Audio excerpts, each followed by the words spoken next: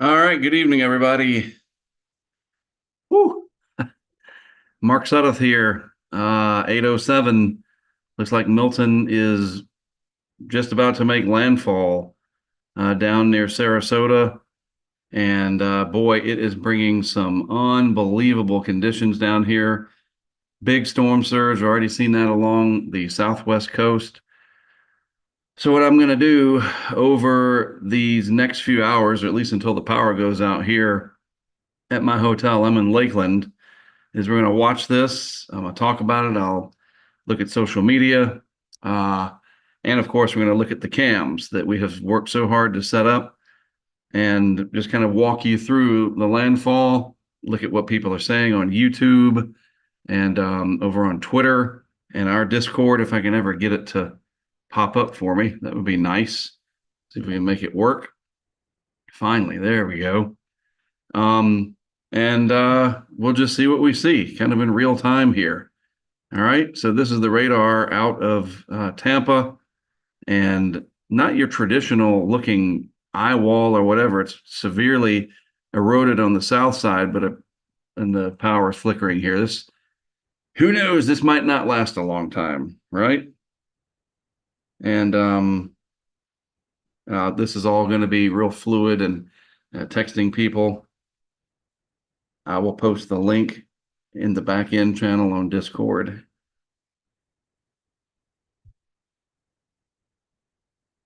Um, we'll have to see how long the power stays up here because we're going to get rocked here in Lakeland.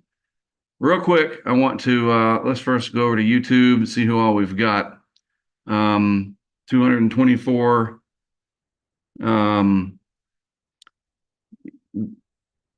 folks watching. Interesting that Milton is coming in several hours earlier than we were expecting, perhaps, right? So let's take a look. We got it here on the radar. Let's look at it on satellite over at Tropical Tidbits real quick. Satellite imagery. And this is what it looks like on the infrared. Still very impressive overall with deep convection. And that is happening now over parts of Tampa, St. Petersburg, very deep thunderstorms called the convection, and just tremendous heavy rain and strong winds with that. And then down south of the eye, that right front quadrant coming in. So let's take a look at our interactive tracking map. This is off the Hurricane Track Insider site, and this is all part of our Patreon. So the patrons, the people that support this, we build this for you. That's what I'm saying. This is what we do together. This is the end result. And I've always wanted to do a landfall session and not always just be out in the eye. That's what am I going to do, right? Especially when it's dark. So I think this is better. So a couple things to point out. Milton is slightly south of the forecast track as the center of circulation is coming in.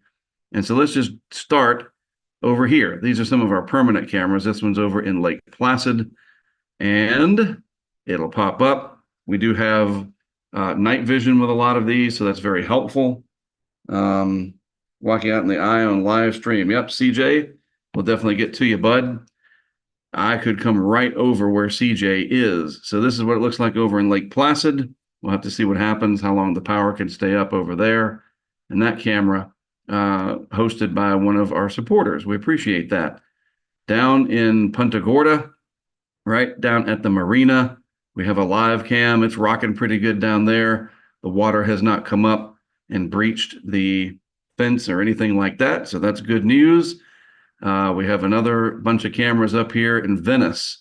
And this one's really interesting. This is the house of a really awesome bunch of people in Nokomis.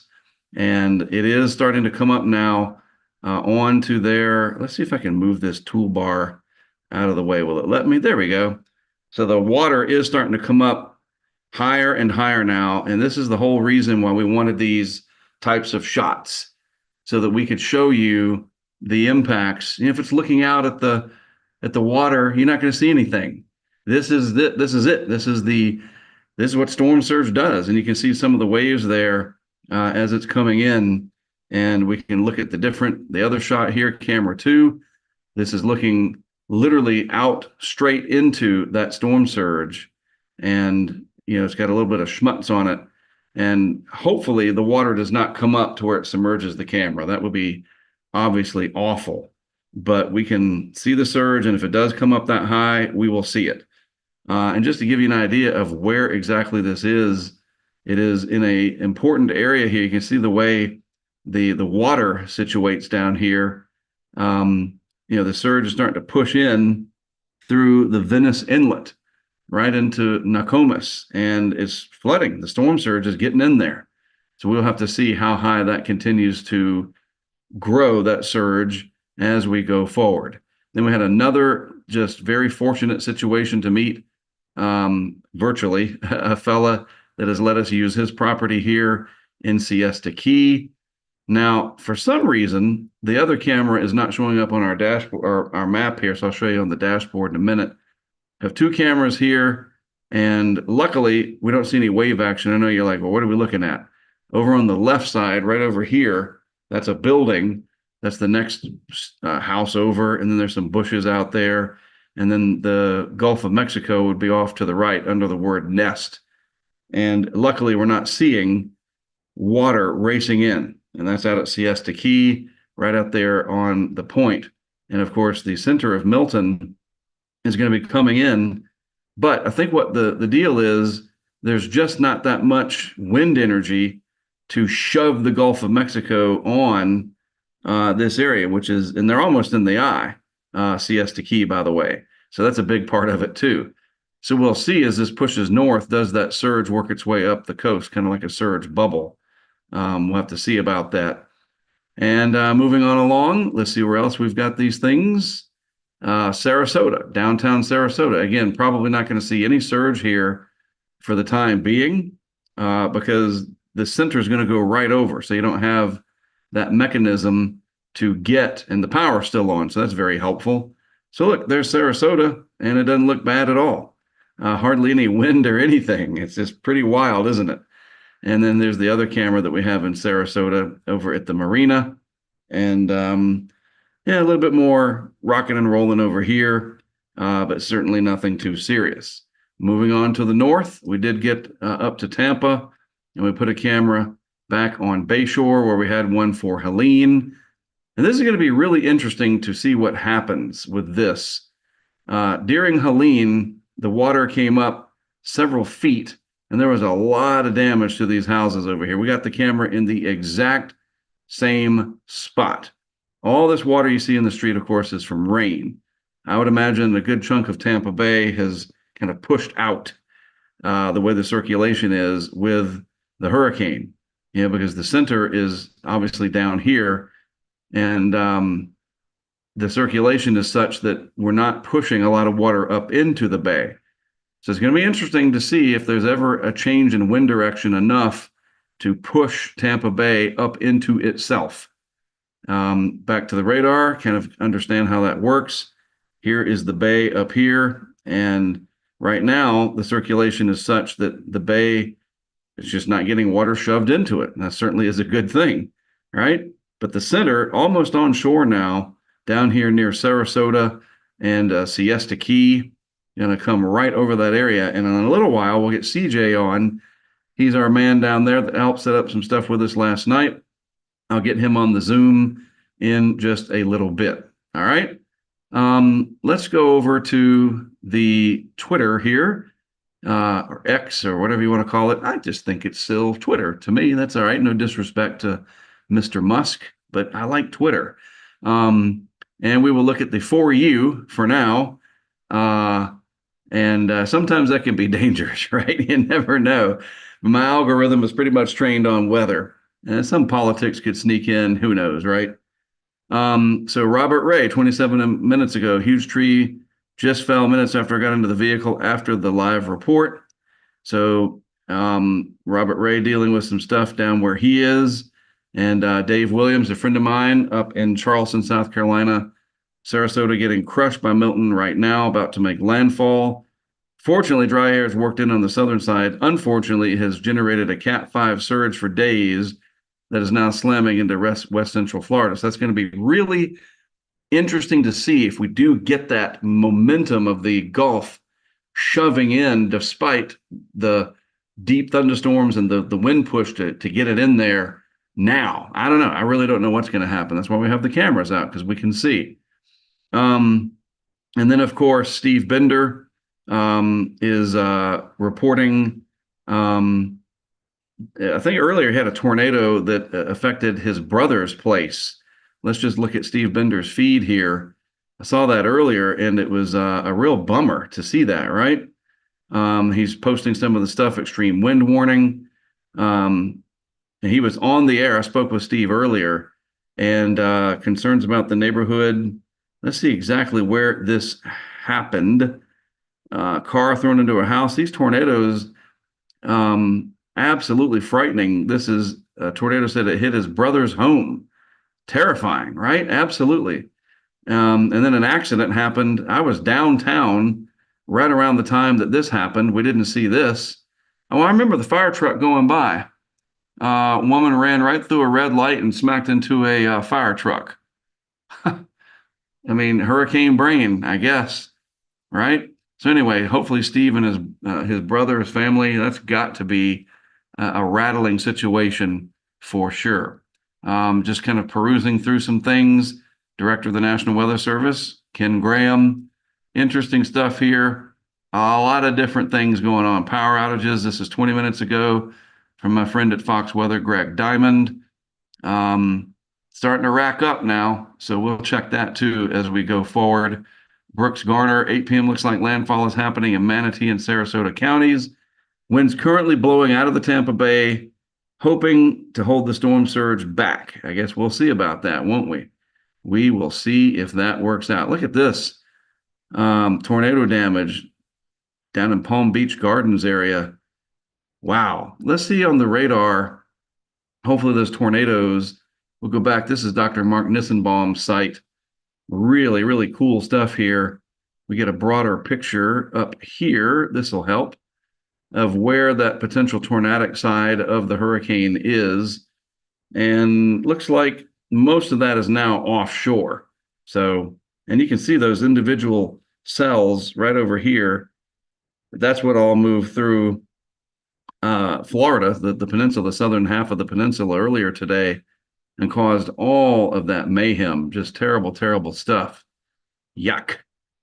No thank you with the tornadoes. Let's go back to looking at the Tampa radar as we watch for the landfall here, imminent, of Milton. And we're going to get CJ on. Let me post the link for CJ here, and I'm going to drop out just my video for a second.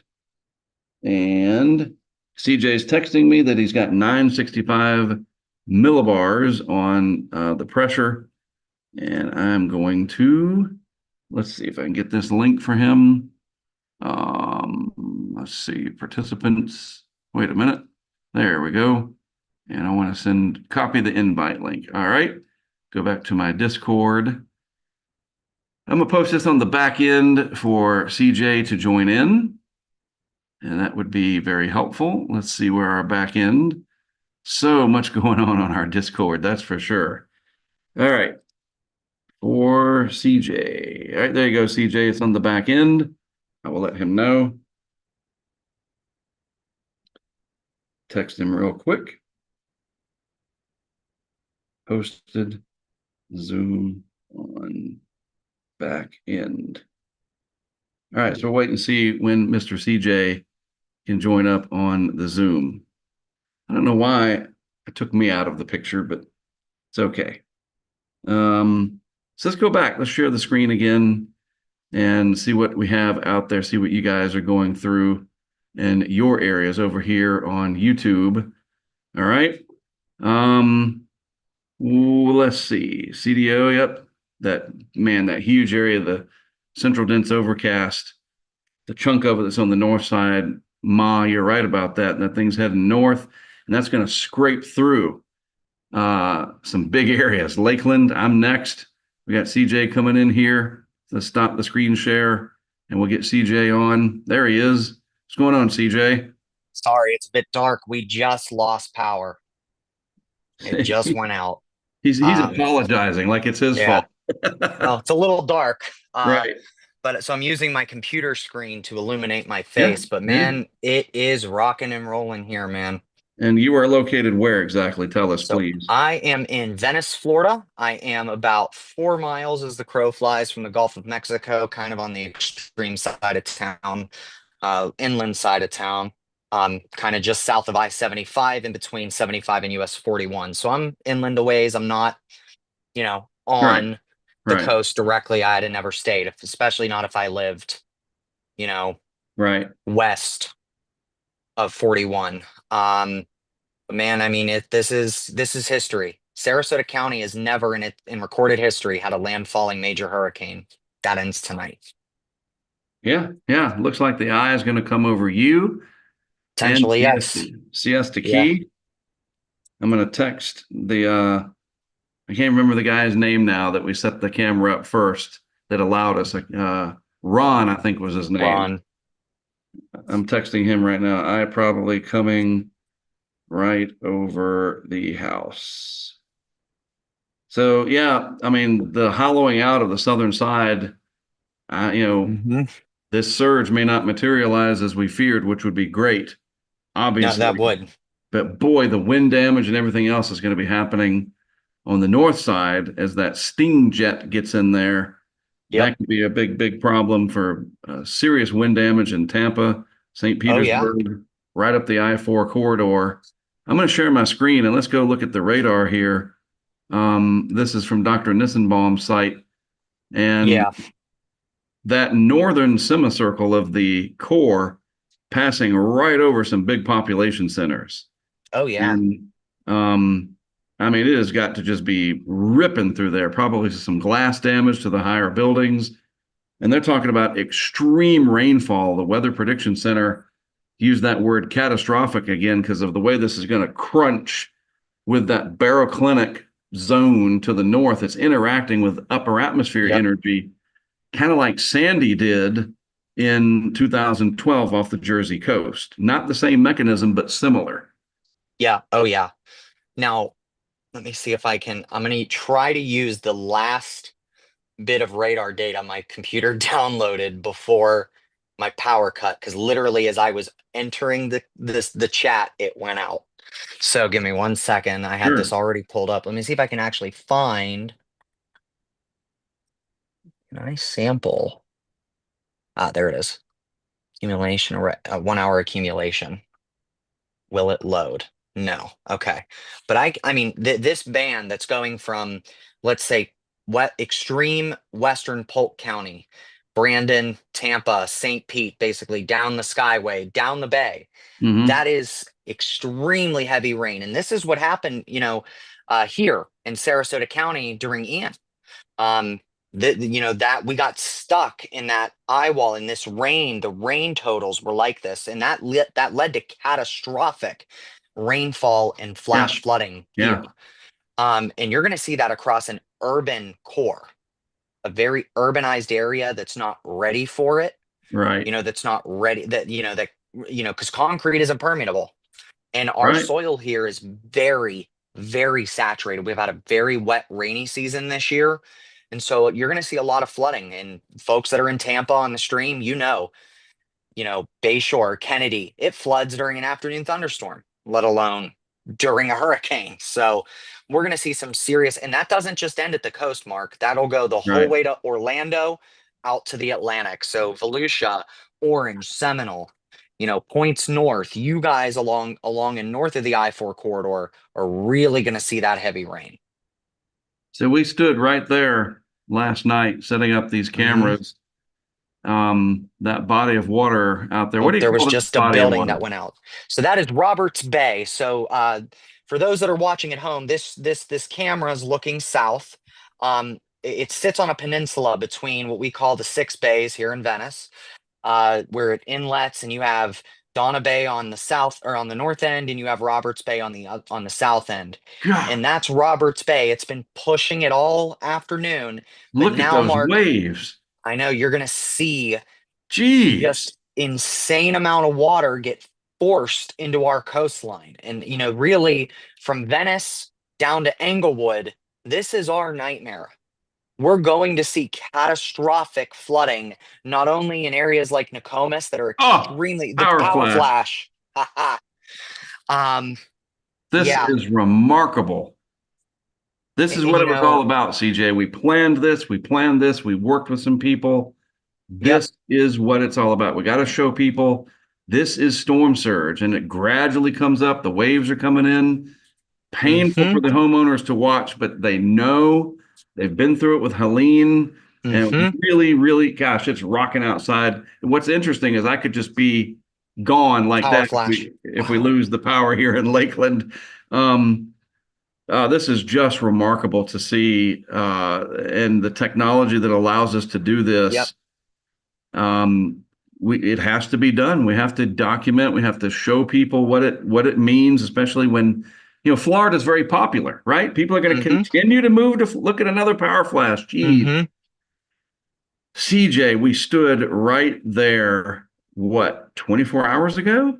Yep. And for those of you that watched when I was driving around during Helene, there was a portion of time that, or not Helene, Debbie, there was a portion of time I stopped right there next to where this house is located and just watched the waves roll up on that little shore. And that was, here, that was known for being a prolific rainmaker, not so Right. much surge. But I already knew, this area is going. And what did I say to you? I said, it would not surprise me if it comes up to the top of that porch. Palm Coast, just seeing what we see, which is not much. And yeah, I mean, even on the East Coast, they're going to experience. I have family in. Yep, I'm sorry, I'm getting distracted because I'm getting text messages from Sarasota, friends in Yeah, Sarasota, know that are how it is. saying it's dead calm. So the eye is coming in northern Sarasota County right now. I have people texting me it is dead calm, Wow. and it is starting to slow down outside here. I Let, don't think we're going to get in to the eye mark. right? Um, I think I'm going to be caught in that front right quadrant. But so there's Sarasota, and you're south of there, right? Yeah, so if you take 75 to where it curves to the east, I'm just past the curve a little south. So you're looking for like Center Road. That's like the nearest major road to me. I guess. I mean, you might be in the southern part of the eye. We very well could. I don't know. I tell you what Um, I'm really concerned about, CJ. You can see that radar animation, right? mhm. I'm concerned that that backside rotates into the coast. And once the wind switches out of the west, you've got all that push that came up, and then it gets Yep. shoved in. And Yep. we could see just, we got to definitely watch that Nokomis cam. Is that how you say it? Nokomis? Nokomis, Not Nokomis. Hey, not Nokomis. you got a good chuckle out of that last night I because I did. wasn't I did. sure. Let's check the Hurricane Center site and see if we Yep. have an official landfall. And while you're doing Um, that, Mark, I'm going to go ahead and check the comments on stream. Give me 1 second. I can pull that up. It's amazing that we can do this. I'm sitting in the eye wall of a category 3. yeah, there it Just is. It's it's close to making landfall. okay. 954 millibars. What's your pressure last check? Let's look right now. I can show you. Hold on. Gosh, it is just Shut off. raging outside here. You should hear it. I'm on the second floor of a house. 965. Holding Interesting. steady. All right. So Andy H wants to know what internet are you using? Me? So My this is through my your phone phone. or Yep, Wi-Fi or what? this is my phone. So I have T-Mobile. I have 2 bars of 5G, whatever their flavor of the better 5G is. Right. But Mitch, I can tell you that I have Frontier for internet, and they say right, if I plug in my router, theoretically, to a battery, we have a small jackery type thing downstairs. It should work because it's fiber optic, right. but may have to try that. Mitch Jones, how are the villages? Basically, is what he's asking, I believe. So we can look over here.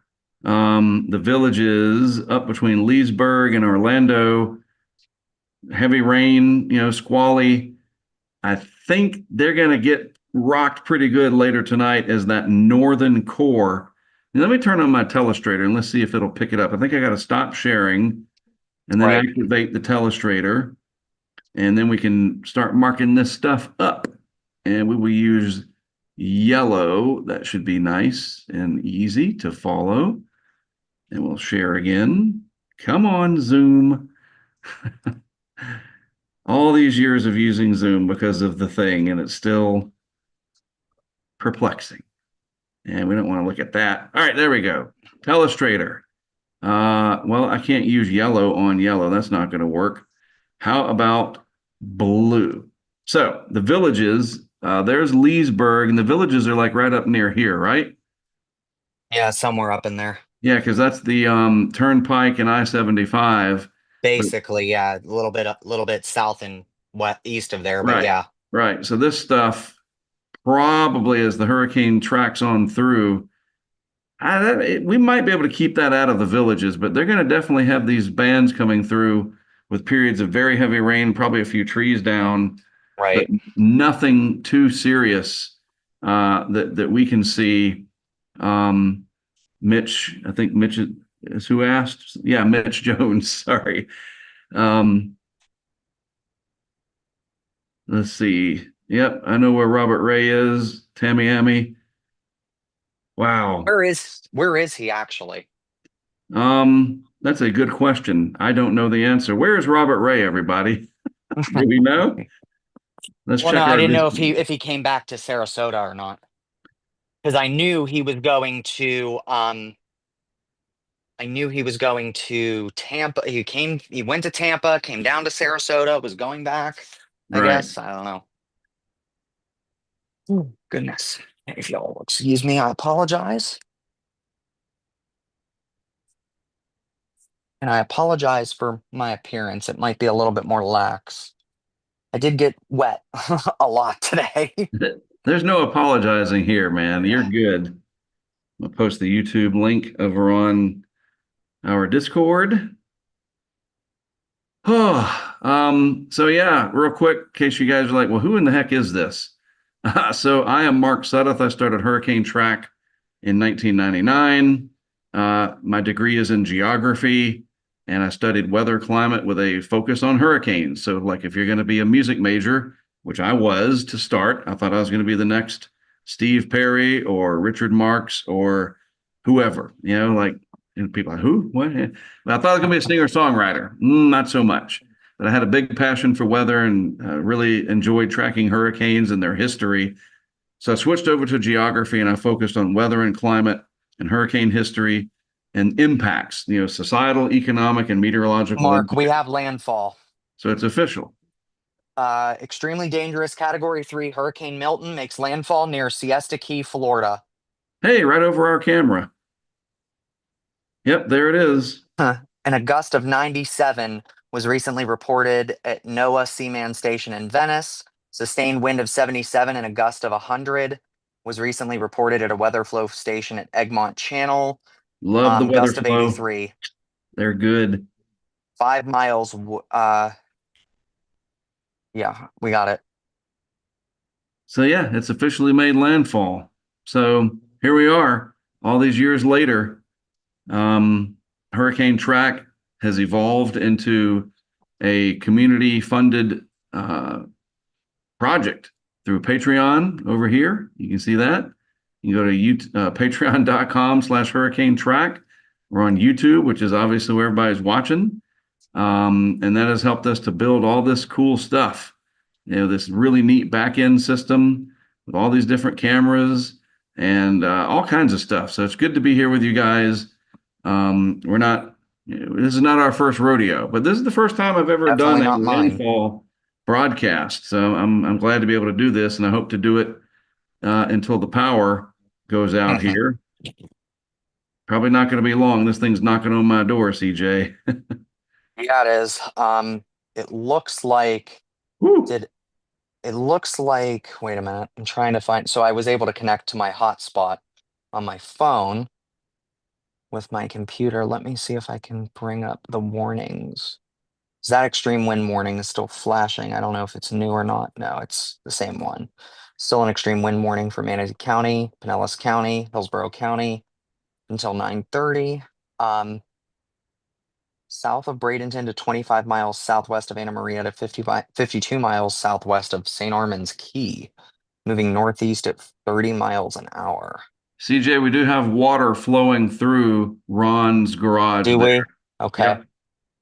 So the eye is over Siesta Key, but there is water flowing through. Let me send Okay, him a wow. video of that. Oh, yeah, yeah, yeah. There it is. How about the exterior cam, Mark?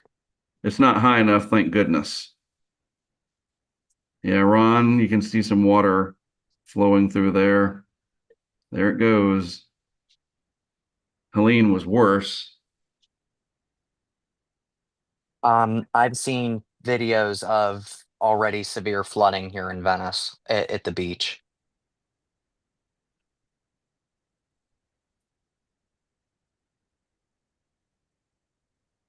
Yeah, Mark, I don't think I'm going to get into the center of this one. It looks like I'm going to be stuck right on the southern periphery of this thing.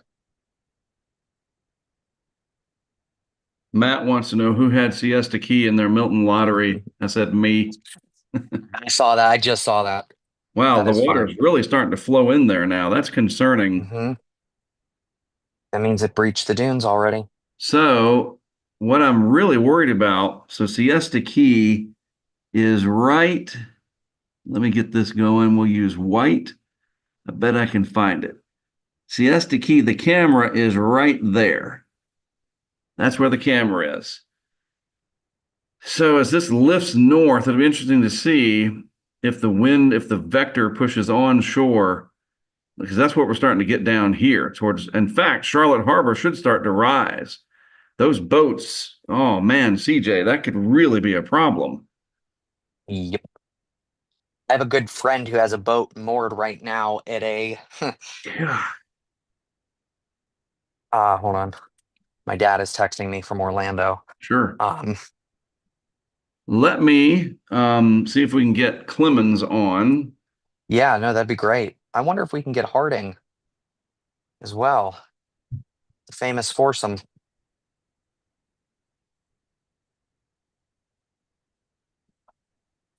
Yeah, Matt Harding, if you can hear me, go to the back end and ask to join. Let's get it going. Get you guys in.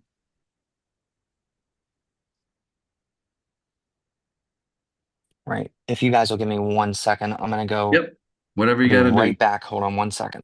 No format here, man. This is just raw.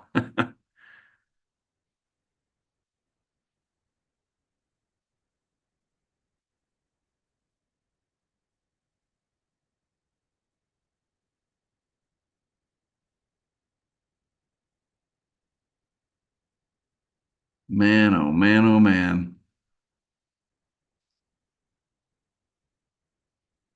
Checking the social media real quick.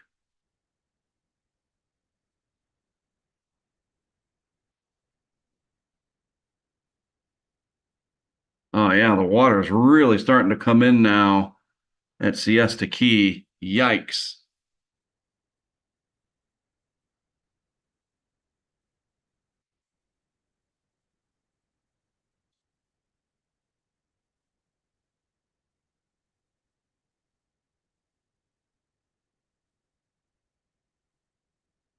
The water is really starting to come in, period. This is not good, period. Oh,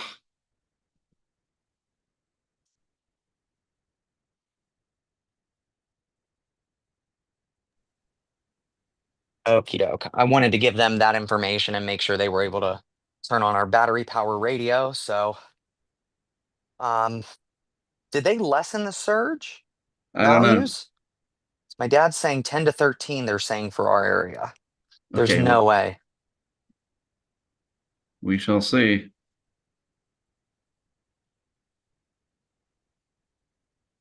We've got storm surge moving in rapidly on the Siesta Key garage Yeah, shot I see that. and on our Nakamas shots, period.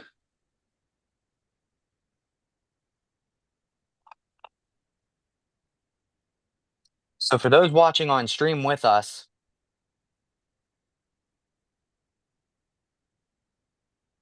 that 5 that you're seeing there in the shot, that is a 5 foot mark directly under that number. So that at the bottom of that number, that is 5 feet of surge. Man, So CJ, it is just roaring in. I have never yeah, seen I anything know. like this. Oh my God. Let's check the Venice cam. We'll come back. Come on, cooperate with me.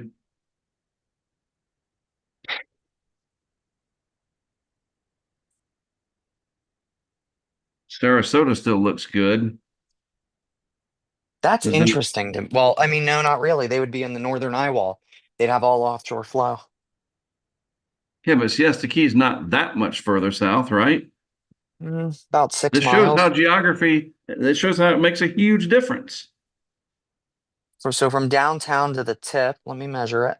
Yeah, look, we can show you guys where we got these cameras. All right. It's So about 2 miles. it's not that far. So right here, the surge is just rolling in. Right here, there's none at all. Now you got the barrier islands protecting it, and Siesta Key is a barrier island, and that's why it's Hmm. called a barrier island. I get it. Wow. What did I want to show? Oh, Venice or Venice. Yeah. Nakamas. Yeah. Nokomis. Nokomis. Yeah. That is so funny. It's not Oak Island, North Carolina. I don't know why it says that. Ignore that. That's okay. Mark, we're still holding here at 965. Ooh, man, look at that. Hmm. We never put the markers up, Yeah, but we measured how high the cams were. right? Mm-mm-mm. Not good.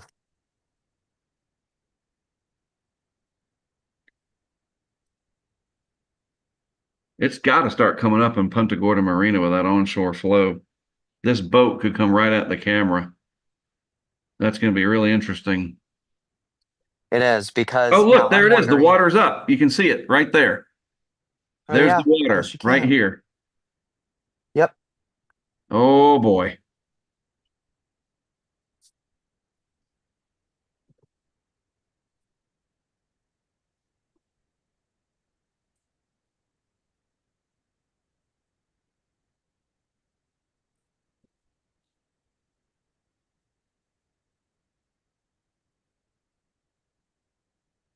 I'm going to look outside because it's just so loud. I'll be right back.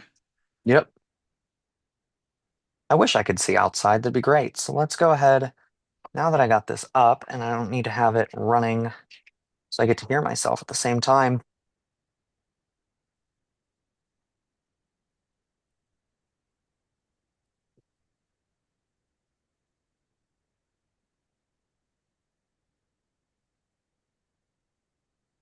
It's not too bad out there.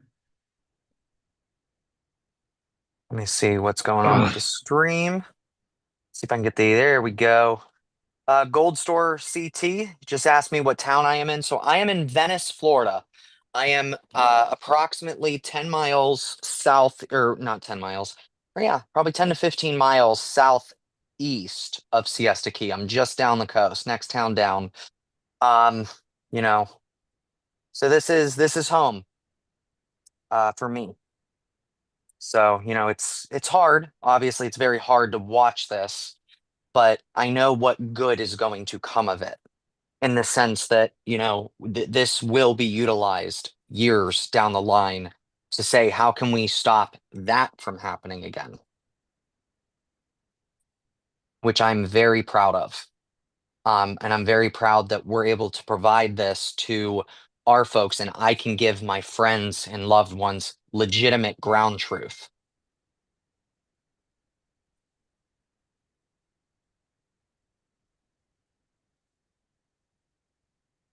Mm.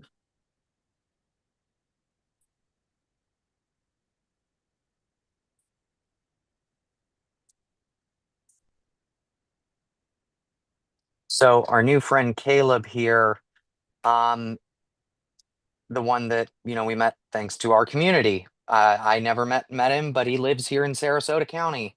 Um, great example. I just asked him, "Is the backside coming in now?" He said, "Not yet, but it is calm." It's interesting. We don't see any surge on the exterior cam. Hmm. So it's just overwashing.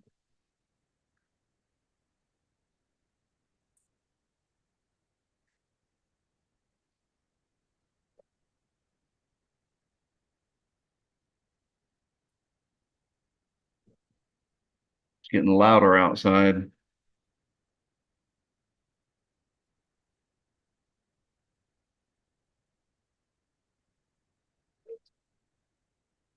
Yeah, as long as I don't see any waves coming through here. If we start seeing waves, that's going to get concerning because we're going to start seeing this stuff get broken up. Right now, it looks like a lot of overwash. So we'll see what happens with the wind vector.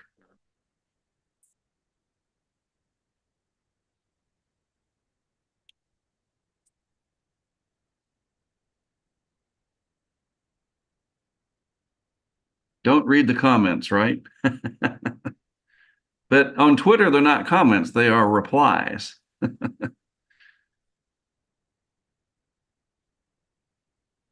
Marcel's out there somewhere. Out where? Did he come down here? Like, I mean, to Yeah, Sarasota yeah, County for this? yep. Let me text him and see what's up. 6 minutes ago from our buddy Phil, Milton has made landfall near Siesta Key, the fifth U.S. Gulf Coast landfall this year. Beryl, Debbie, Francine, and Helene are the other four. This ties 05 and 20 for the second most Gulf hurricane landfalls on record, trailing only 1886. Wow.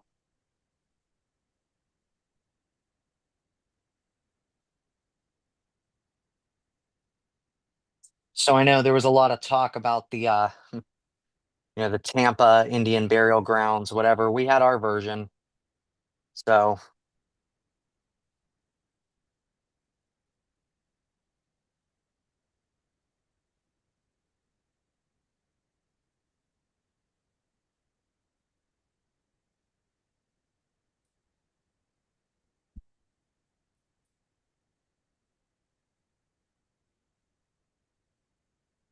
Yeah, I don't know why the other camera is not on the tracking map at Siesta Key. That's a bummer. yeah, I don't know. It Quite all right was there. before. Hmm. Nokomis. Wow.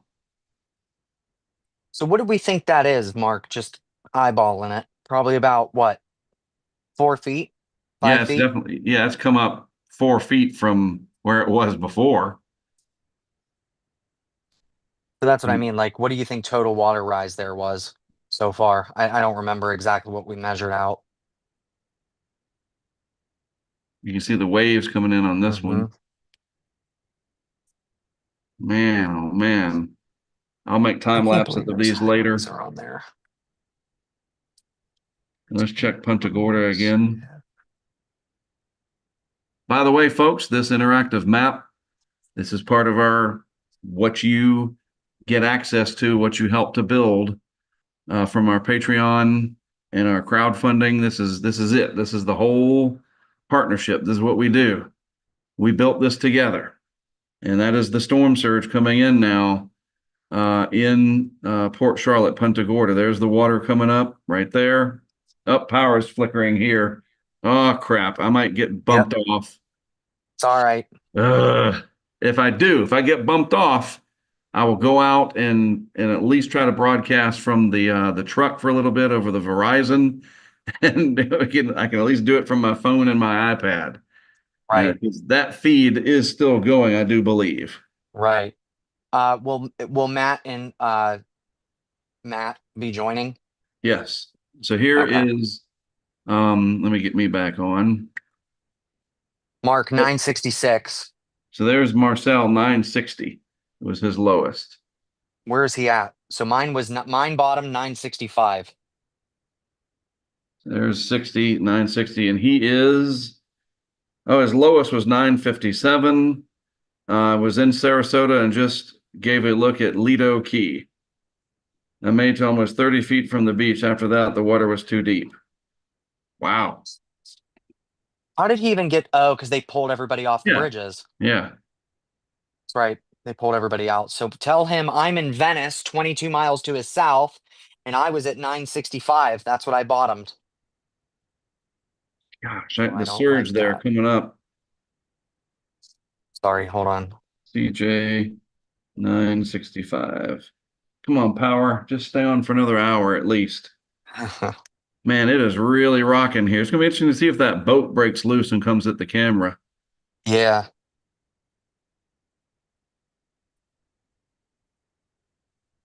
Go back to the Hurricane Center homepage.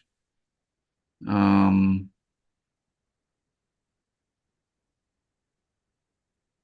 Now the good news is though, this will be through soon.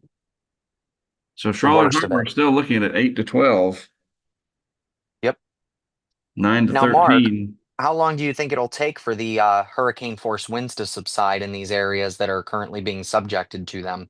Oh, it's gonna be several hours, unfortunately. Yeah.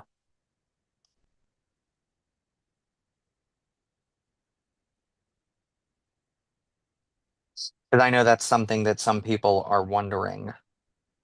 Look how it's getting a weird, wait for these frames to load. It's starting to get this weird sort of bat shape to it. See? Yep. Oh, yeah. They all seem to do One that second. except Michael, which was perfectly intact all the way to landfall. Yep. Which is odd though here because also Ian fell apart on its because it had dry air intrusion Right. on its eastern side. That's the one thing I will say I'm very grateful for so far. We've had no rain for several hours. So Yeah. when this back side comes through and we start getting into that precipitation again, So I'm that's what we assuming, have. so this is 75 and 4, is that right? Yep. Right there. And then Lakeland is probably, let's see, So Lakeland's going to Lakeland be further right, further right, further right. more, not Yep. that. Yep. It's right about there where you are. It's because it's not in Hillsborough. You're in Polk County. I'm gonna go look at the Google Maps. I want to know. I want to find out when I'm going to lose my show. Let When am I going? me take one more look at poweroutages.us. We have this, I think, is low, but we have about 750,000 people in Florida currently without power. 75 and 4. And right at that bend is Lakeland. Gotcha. Where did that go? So it's about right there is Lakeland. Man, it is just ripping there in Tampa. Oh, let's check the Bayshore. yeah, Bayshore. Well, that'll get negative surge for sure.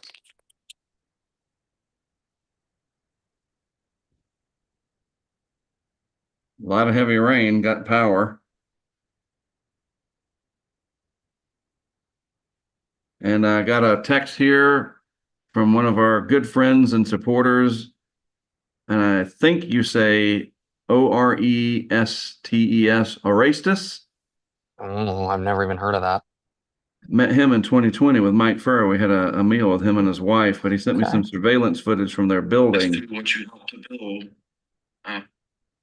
Oh, it's funny. He's you can hear me talking. As to what you helped. As to what you helped to build. Oh yeah, look at those downbursts.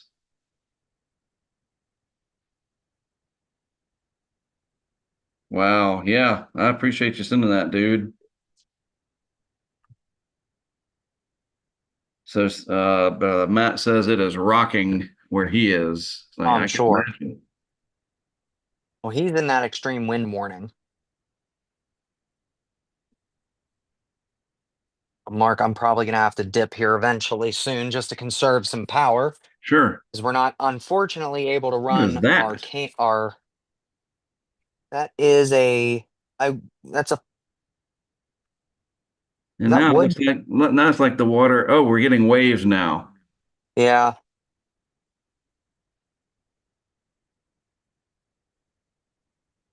Interesting. Yep, we're starting to get some waves. Yep. All right, we got Harding. Maybe stay on for a couple minutes with Matt, then Yeah, we I can will. let you go. Okay.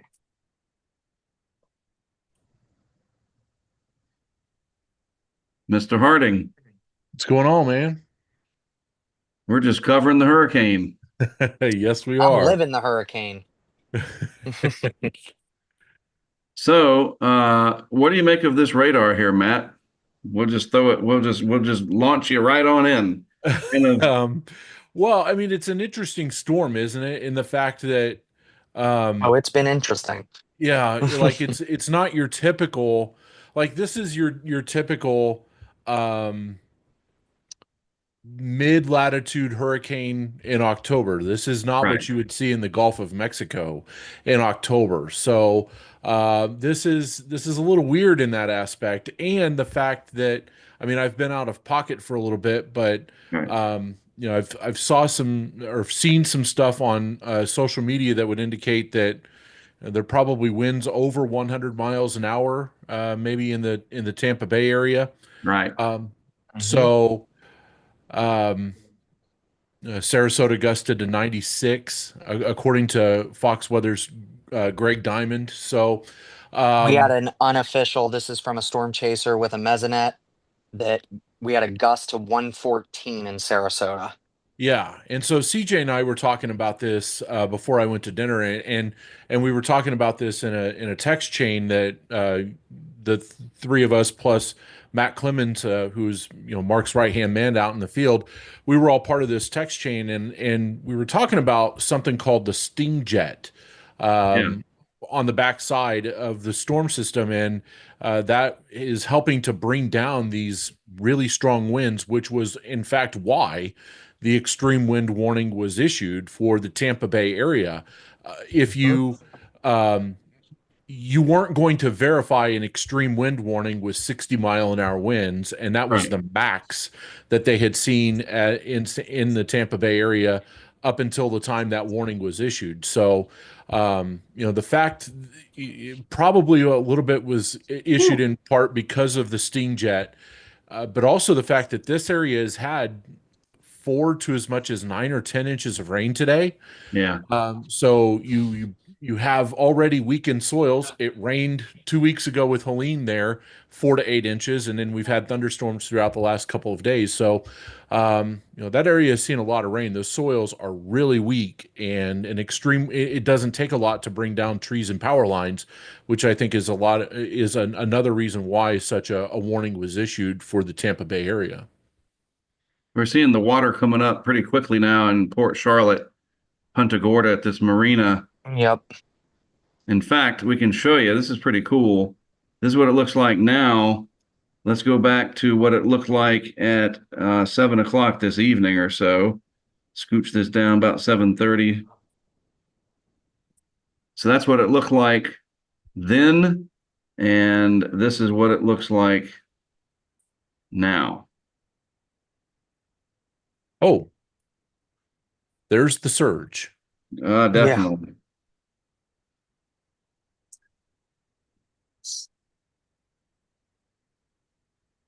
Power flickering here. Yeah, we're out, by the way, Matt. That's why it's dark. Yeah, I saw that. Yeah, finally. But I mean, we lasted up until landfall. So I got to Hey, give that's FP&L their props. that's great. That's great. We lasted about as long through Ian.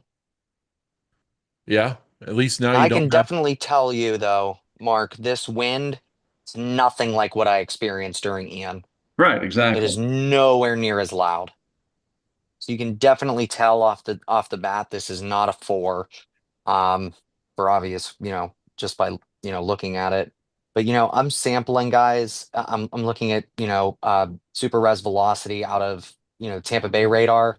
Fastest thing I'm getting up here is like 110 or 108 mile an hour winds. That's Oh, maybe a pixel or two, and that's right. over Hardy and Manatee County. So I don't even think that's probably the highest you're seeing on this eastern side. That's about 1,000 feet in the air there. Is Harding still with us? Yep, I'm here. Yeah, surge coming in there. Look at those waves. Mm, Now, Wow. Matt, to give you an idea, that is about 6 miles from my house. Not Wow. even. Let's measure it. I can do that. Wow. That's crazy. As the crow flies, that is 7.6. Sorry, northwest. I was close. Yeah. But yeah. And I am inland, but that's what it looks like on my county's coast right now, at least the southern part. And what we're seeing apparently, that we're definitely seeing some of that surge start to work its way onto Siesta Key too now. Yeah, let's go back and look at that one from Ron. Siesta Key, a very famous beach. Many people watching may be watching because they vacation here. Um, but you know, this is the risk we take. And you never know when it's your time, but it's your time. Buffering. Oh, come on. Do it. There it is. And it looks like, I guess there's some water in there, but Yeah. it certainly isn't. We're not seeing big waves roll through. That Oh, but it that is definitely, you can see stuff floating. Right. yes. Now that 5 that we're seeing in the middle of the picture here, that's Mhm. the 5 that you and Clemens put up yesterday Yeah. when you install this camera, right? Yep. That was my little Yep. secret weapon. I'm giving secrets of the trade away. I should probably stop. No, no, no. I mean, they're going to show up in all of our shots from now on, especially at night. You know, No, I mean, that's 5 feet in the above, garage, correct? yeah, that's 5 feet Mhm. above the floor of the garage. Okay. So in Yeah. So, reality, it's probably what, Mark, because we were talking about that. We said it was what, about 7 or 8 in reality? oh, look, there's a wave. Jeez. Wow. Yep. Wow. Where did that come from? I think the wave is get I think the surge is definitely rolling in now. Wow. And there's stuff Yep. floating out there. See it? There's stuff floating by. Hmm. Yep. Man. Wow. 967 millibars. So, Matt, by the way, I bottomed at 965. Wow. So, yeah, Wow. not bad for a $40 anemometer, which by the Man. way, Mark, uh that Kestrel you gave me, it's showing pressure increases as the hurricane came in. So I don't know what happened there. Maybe that's one of the ones that was funky in Bermuda. Yeah, it was labeled Bermuda West. It's all Mm, right. But I knew it was working because when they initialized it, they were the same pressure. And then That's one went weird. down and the other went up. But they went up and they were going apart in equal increments. But I mean, not bad for a little $40 anemometer. But I can tell you here, we probably have realized one point or another 100-mile-an-hour winds tonight, Right. wow. just by the sounds on my roof. Wow. So, Matt, it's Yeah. interesting. Um, let's see if I get let me stop sharing because I want to turn the telestrator on and we got to let it pick up. Da. Come All on. right, gentlemen. Well, I am going Yep. to cut loose because I want to make sure I conserve my battery life. But I want to Yep. thank you guys for for your help. Thank Mark you for especially, helping. and well, of Yeah. course, and thank you for everything you guys do. For my community, we thank you. This is a good service that it's doing for my home, so we appreciate it. Yep. Thank you, CJ. And from Get some all of sleep. us down here, yep, we're gonna sleep, try and get some sleep tonight, but we're gonna get through it. We will rebuild back stronger, better.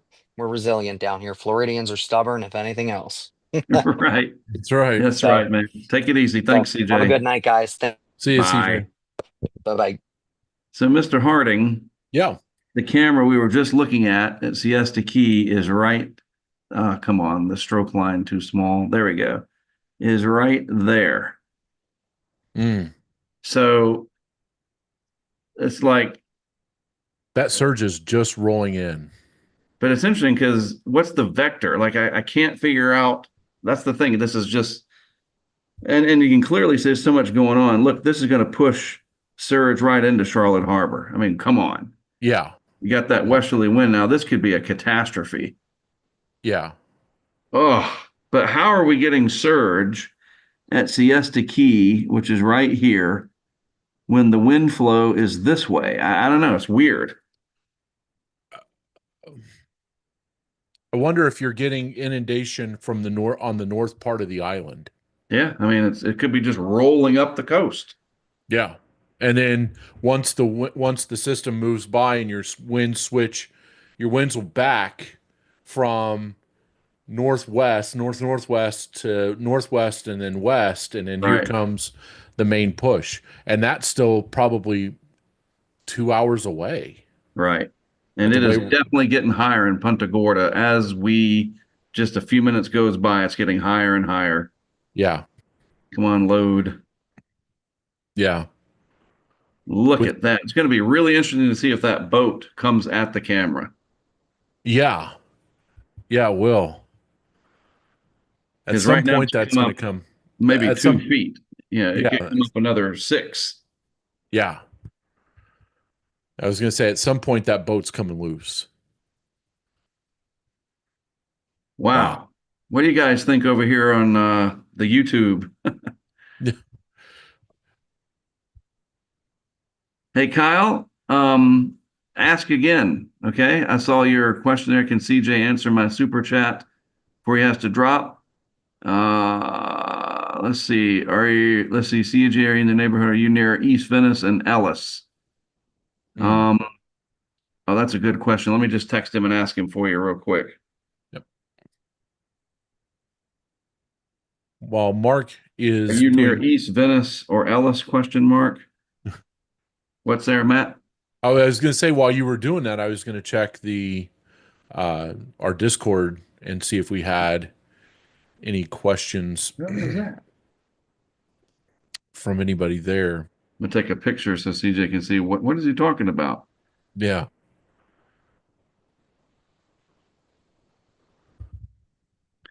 Yeah, over on our Discord.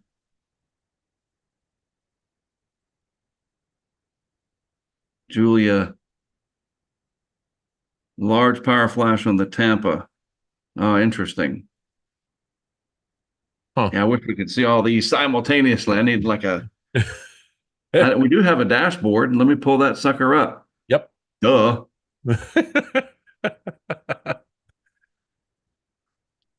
Well, this is gonna just suck the bandwidth right out of this hotel.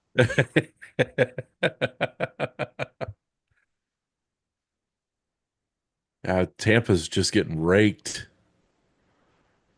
Now, okay. Um, Yeah. on this Bayshore Gardens camera Damn. in the Tampa, first of all, that all freshwater flooding, or is that flooding from the surge? Nope, that's Or is that all water, dude. That's that crazy rain. wow? Yeah, it's put the road underwater. Wow. We've not, this is a surge prone area of the bay, correct?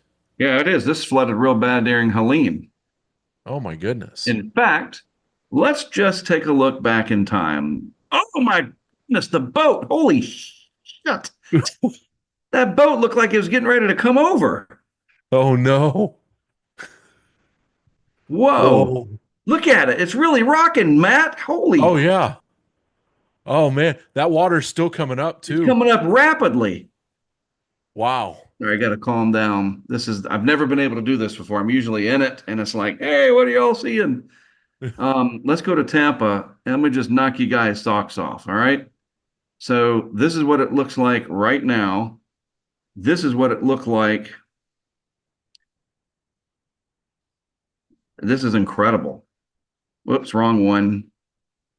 That's That's it's not the exact same camera. that's Wow. impressive as well. That's I don't impressive as remember which one well. it was. That's fine. But yeah, I know. Now, different cameras are used, but so Bayshore, I can at least show you. I'll just draw on it. So Bayshore during Helene, the water was coming through and was about this high, and like in the shot, and then what it was doing is you were getting water into these homes over here, so it kind of looked like that, and you had waves that would just roll through. Mm. This is all fresh water, but let's go back and look at frickin' Punta Gorda. That is remarkable.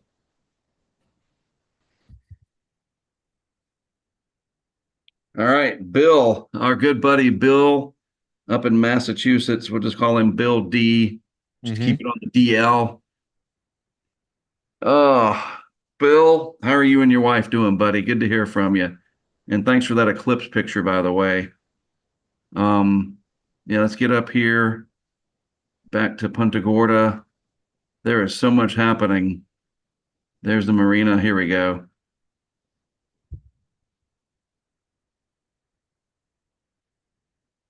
And let's listen to it.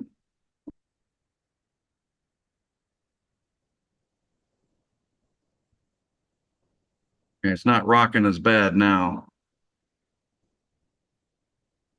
Man, the power is just flickering here. And that's what's going to happen, folks. The power is going to just go down, and I'm going to lose my internet connection, and I'm out. Like, that'll just do it, because to start up another Zoom and everything will be like look at that, Matt, how it starts rocking again all of a sudden. Oh yeah. Oh yeah. Yeah. But Wow. when I get knocked off the air, that's it. I will. Oh, power flash right there, Wow. live. Huge power flash. And they're way away from the core down there.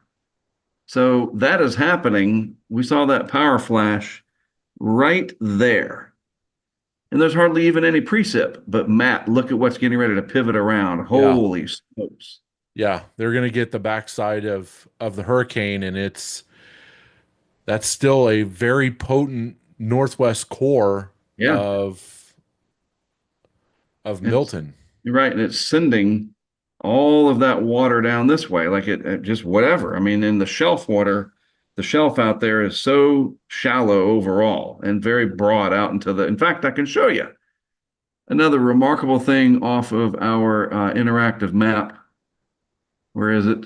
Where's my map? There we go. Move Matt over here. And the base map, let's look at the ocean. This is exactly why we're having this problem. Let's take the cameras off just for a second. Whoop, whoop, whoop. And forecast stuff. Goodbye. See ya. There's the shelf. Look, it extends all the way out here and then gets even shallower here. And Milton came across, like this, and it's just piling up all that water very efficiently. Had that whole way to do it. Yeah.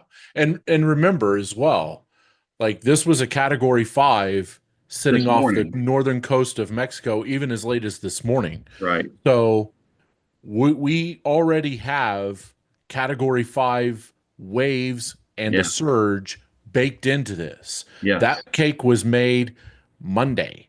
Yeah. And it just had 2 more days to add to the cake. So this way. Yeah. Yeah. So regardless, as we've been saying for the last several days, regardless of what wind category this is, the wave and surge category with this would be a 5 because of the impact to the coastline. Right. Right.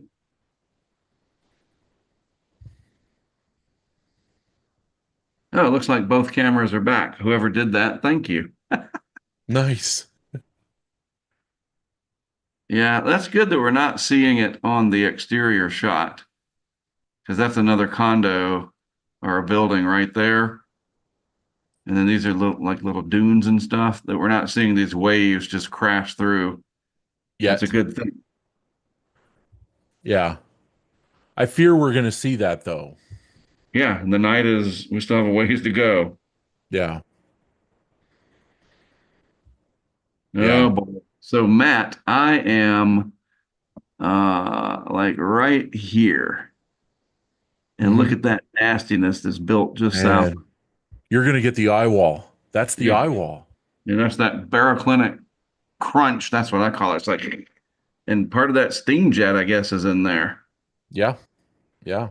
Look at those reflectivities just right in here, dude. Just yuck. Wow.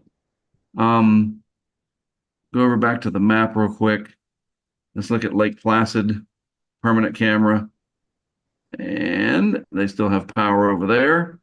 Not too bad right now. Kind of a nice evening. Yeah. But then just a short distance away. In fact, we can tell you exactly how far from our camera in Lake Placid to Punta Gorda, 40 miles, something like that. It is just getting worse and worse by the second. Look at that, man. It is really Man. coming up. Wow. Wow. That boat is rocking. No doubt testing all of the moorings that was Yeah. that were tied to it earlier today. Man, man, oh man. Now Look back. you had this same camera, that same camera at the marina for Ian, correct? That's right. Did the water come up that high in Ian? Didn't come up at all that we saw. Wow. It was on a tree for Ian and it like rocked real hard. A big gust hit it and it slid down the tree. We're using different straps back then. Okay. And it was just laying on the ground. And even on the ground, it saw no water. Wow. This is the garage shot. Come on, work with us here. Come on. Maybe.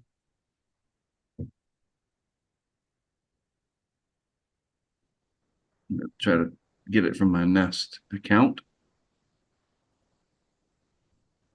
Sounds like somebody's running a vacuum cleaner. Gotta love hotels in a hurricane, don't you? Right. All right, let's see. Let's see if this guy will go live for us. Looks kind of still there. Saw a bug fly by. No waves rolling through, so that's good. Yeah, that's And let Ron know. wonder if there's maybe just a little bit of a pause. Right. I mean, that does happen where you get the initial push of water and then there's there can be a brief pause as the wind shifts.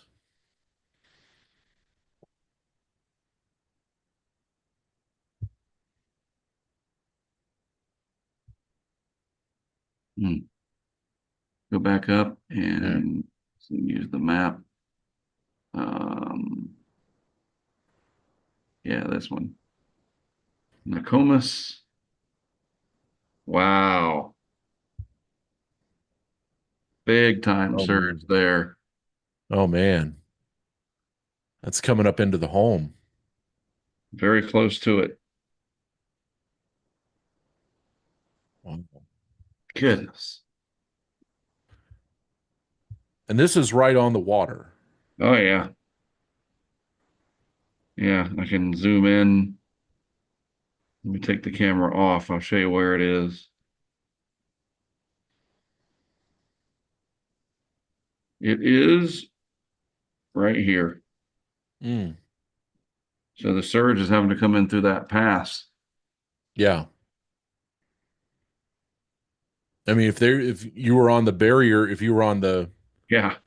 Gulf side of that, no doubt you'd probably be 2 or 3 feet higher, maybe. So you figure, and that's why these are helpful. We have a camera right here, and we're seeing how high the water is. So that means it's also very high all around here and elsewhere. Mm-hmm. And any places that are lower, it's even worse. Oh yeah. Yeah.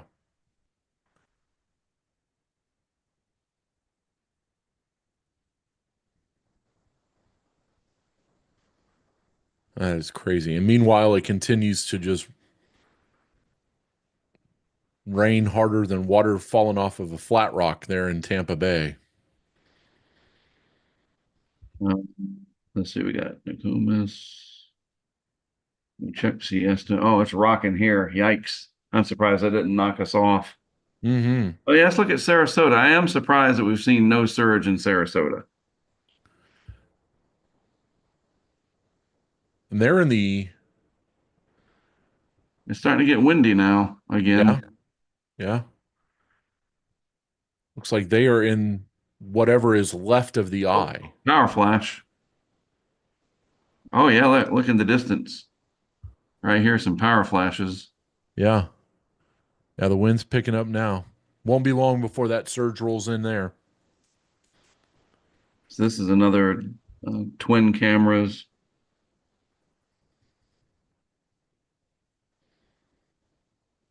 Full on lights. Good job, FPL or whoever. No storm surge though, and that is right next to the water. Yeah, you And again, let's check Tampa. you wonder how long that is going to stay storm surge free. Woo! Look at that. And you can see the downbursts. Oh yeah. Really shows the wind. And big power Oh, flash. Wow. huge. So that is storm surge. That's exactly what it is. Not what you're looking at, but the wind blowing on the water. In a micro sense, there is storm surge on the street. Does that make sense? Like the wind is blowing across the water, so the water is a little bit higher here than it is over here. That is what storm surge is. See, yeah, it's blowing across. So, like if you had a pool and you're out there blowing a leaf blower on it, that would be storm surge. There you go. That's it. That's exact. And it just when you do it over a huge fetch of water, from deep to shallow, especially. And let's go back. This is really kind of interesting, Matt. We think about this term bathymetry. Let's pull this back out and we'll go back over to the ocean layer and really appreciate Will figuring out how to get the ocean base map back in. It was like malfunctioning recently. So our hurricane came across and did have a pretty deep part of the ocean right here. And this is where it went Cat 5 the last day or so. So it was able to create a really large area of like a column of swirling water. And then it pushed it into this shallow area. So it's no wonder we're getting this big surge. Yeah. This depth down here that we call this the bathymetry of, like if you just dropped all the water out, that's what you'd see. Be a lot more land for people, wouldn't there? Just wait till the next ice age, and then that's what you'll get. Right. Yeah. Wow. Let's check our cams down here in Fort Lauderdale. This is at Craig Setzer's place. Nice evening in Fort Lauderdale. I'm sure Matt's happy about that, our other Matt, because he has a cruise coming up. Oh. Yeah, by the way, I mean this was happening while you guys were out setting stuff up, and I don't know if you guys had a chance to see it this afternoon. Well, actually, I know you were. You guys were nearby a tornado-warned storm, full-on tornado outbreak in the southern peninsula of Florida today. Yeah, Like huge. There were unfortunately some fatalities at a senior care center in whoa. That came up big time. sorry to interrupt you, Matt, but yeah, You're that was good. Ron texting me. He said there's a light on. There we go. You can see the water. I don't know where that light came from. Let me get some video of this. Huh.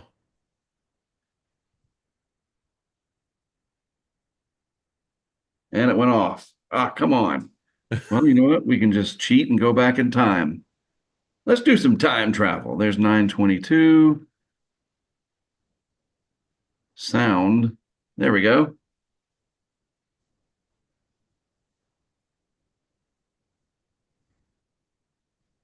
Looks like it came up as well. Yeah, it does. What is that, though? I wonder what caused that. What light is that? I don't know, but maybe we got like some of the salt water in there and it made it come on before it shorted it out. So this is remarkable, the power of these infrared cameras. That is the only light.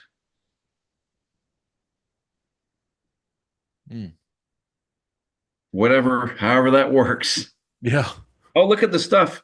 Oh no, that's the kid's toy. That's that bouncy thing. Oh. It's like a net. So if you turn it upside down, these are like the legs. There's the light again.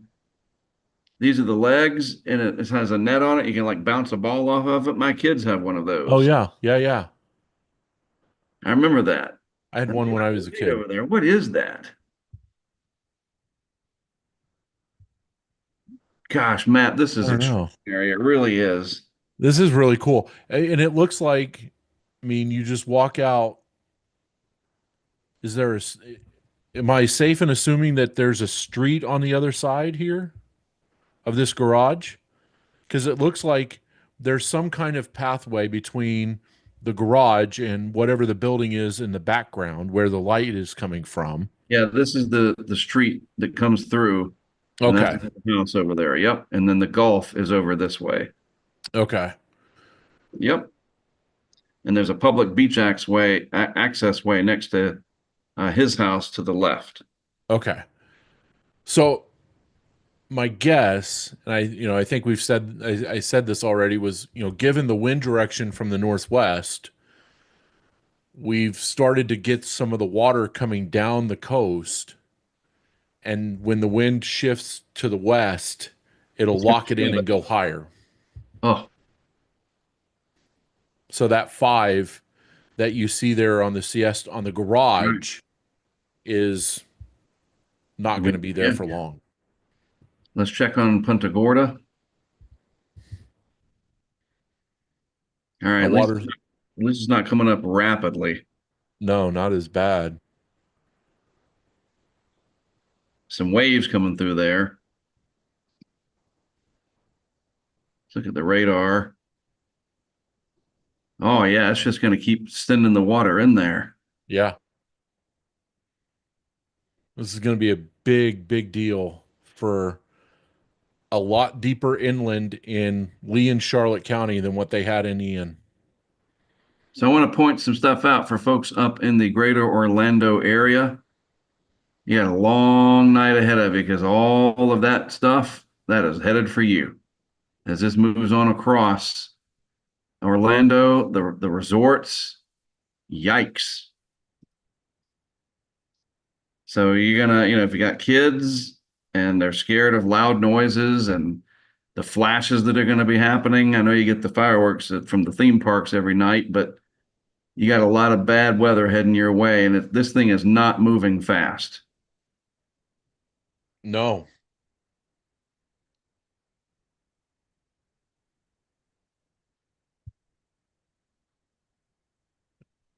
And see, we were thinking this morning, I mean, this afternoon when it was moving at 17 miles an hour, that, we were going to have a late or mid-evening, or well, not a mid-evening, but a late afternoon landfall. And here we are at 9 o'clock Eastern time. It's on shore, but it's slowed down, and this thing's gonna So keep with on going, but it's not. It's gonna all take its right. own sweet time getting across. So Howard's a mod with that anchor, that wrench thing, right? What's that? Howard's a moderator with that wrench thing, right? Correct. Good. Correct. Wanted to make sure. And spooky. Yeah, and do want to thank Eric Johnson for all of his super chats today. Those go to help out the guys in the field when society isn't rolled up. Right. They are, your super chats go to help pay for gas and Yeah, and we feed uh, them too. The guys that feed. help me, and I Yeah, cover their hotel rooms, and it's all because of you guys. I yeah, say I do, you guys do. And you get me excited when you talk about that, Matt, because crowdfunding is so freaking awesome. yeah. Sorry, I It jumped is. on you. No, no, you're good. You're good. It is. It's a. This community's um, something I'm really proud to be part of. And it's, because everybody who comes in, whether you're at a 1, 4, 10, 25, or $100 level, Yeah. you're on equal footing and you are an investor. This Mm-hmm. is this is your product. And Mark is the face of it. And people like Howard and Kari and myself and CJ and Matt Clemens, we're all on the back end team helping Mark with all of this stuff, but this is all everybody's project. Your hands are in this, getting dirty, and it's really cool to see because It is. the not only does the work Mark does, that the community does, go to help forward hurricane science, but there was one evening not too long ago where Mark was showing me some hail footage Yeah. that could potentially revolutionize how we think of hail. Yeah. So, um, there are advancements being made in severe weather science and in hurricane science, and that is because of you. So, You folks. yeah. I appreciate y'all letting me do it too. We're really bringing my ideas to life. I'll text Matt, any Matt, both of them.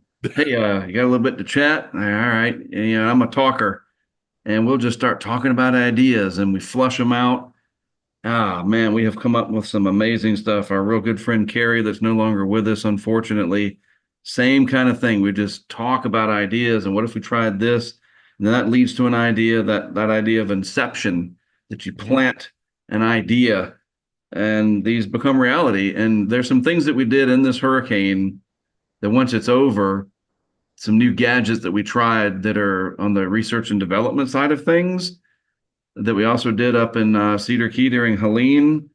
We're going to see when it's all said and done if it worked even more this time around, that we will continue to push the envelope of how we observe this kind of severe weather. So thank you all very much. Trying to find the producer. Um, let's Well, see. while you do that, I want to go into the Discord chat because we've had some questions here, and one is from Kristen in South Carolina, and she asks, are there further issues from surge for non-mandatory evacuation areas in Tampa? Have coworkers in zones E and X that stayed. If you are in zone E or X, you probably don't have to worry about the surge. The main concern now is from freshwater flooding, and the Weather Service in Tampa has gone ahead and issued a flash flood emergency for Tampa, St. Petersburg, and the Palmetto area until 2:30 in the morning. And they say between 10 and 14 inches of rainfall have already occurred, and additional amounts of, by looking at the short-term modeling I looked at earlier today of 6 to 12 inches could happen. I mean, it's going to slow down at some point, but as we talked about, the cake is already baked with the flooding in the Tampa Bay area. So the flooding, what you're seeing now in Tampa Bay is from freshwater flooding.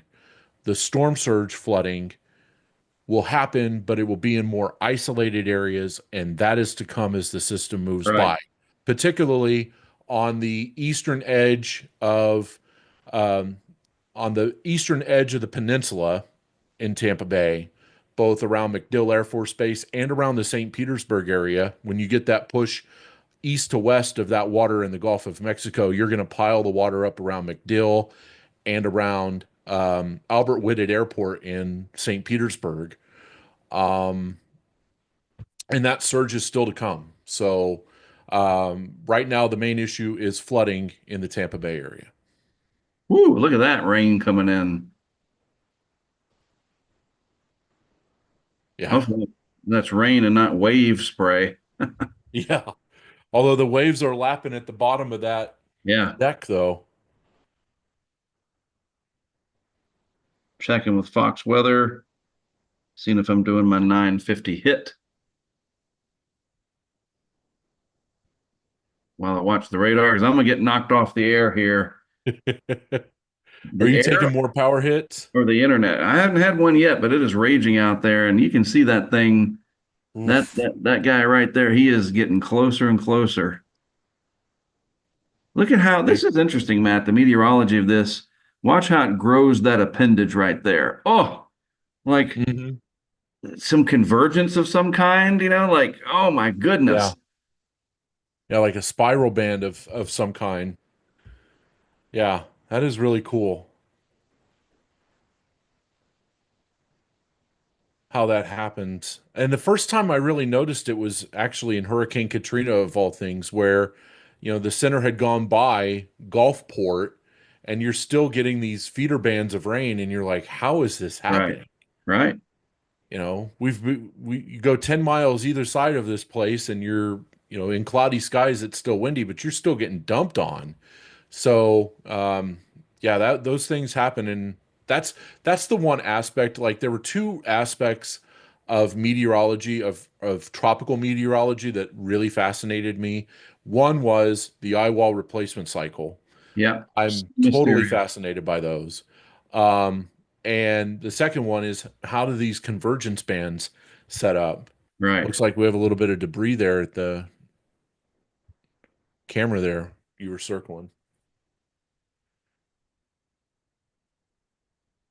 So Matt, you probably have stuff to do. And before I get knocked off the air, I want to try to get Dr. Hal Needham from Galveston. Let me see if he's available. Yep. And I mean, I'm not pushing you out the door. If you can stay and I can get both of you on, that'd even be great. But if you've got to Yeah, go, you're not going I'm to hurt I my feelings. I can probably stay till the top of the hour, and then I've got Okay. some radio I need to knock out here. All right. I'm going to send him the link. Dr. Needham. Yes, I did. Yes. Get the Zoom. It'll be cool to talk to Dr. Needham. Bam. All right. Send him the invite.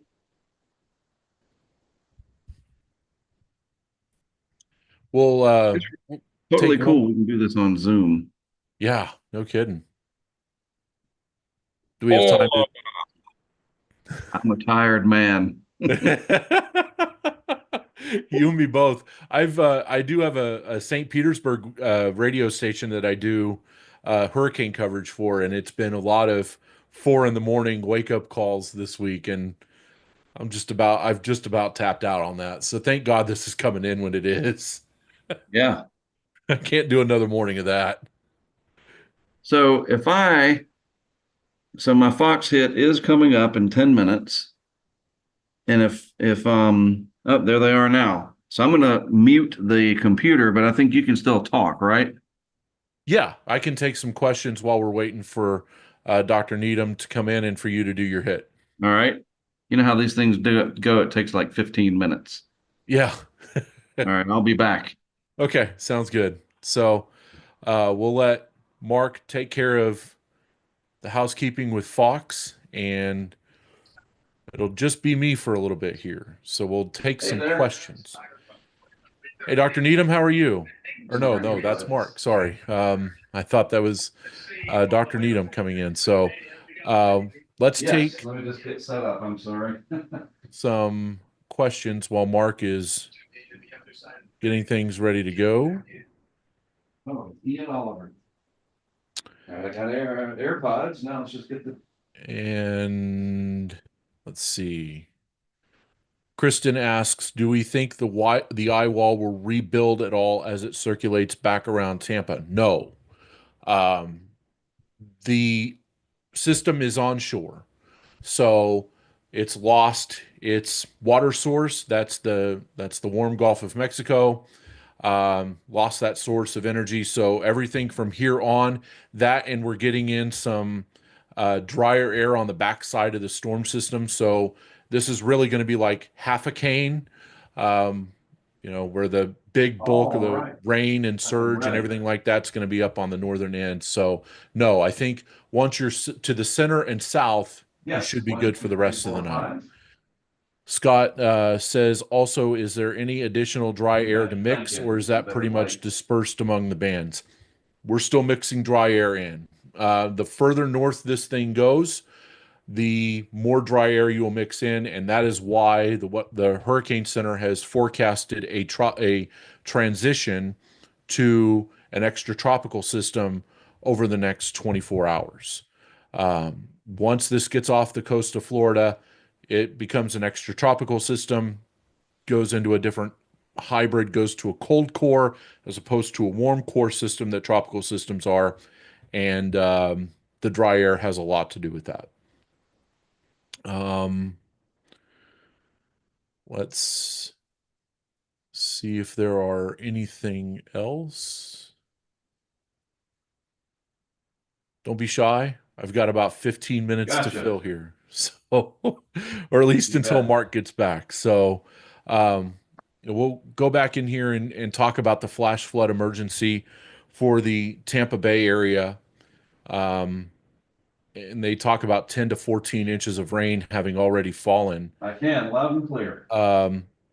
16 inches of rain has been measured so far at St. Petersburg.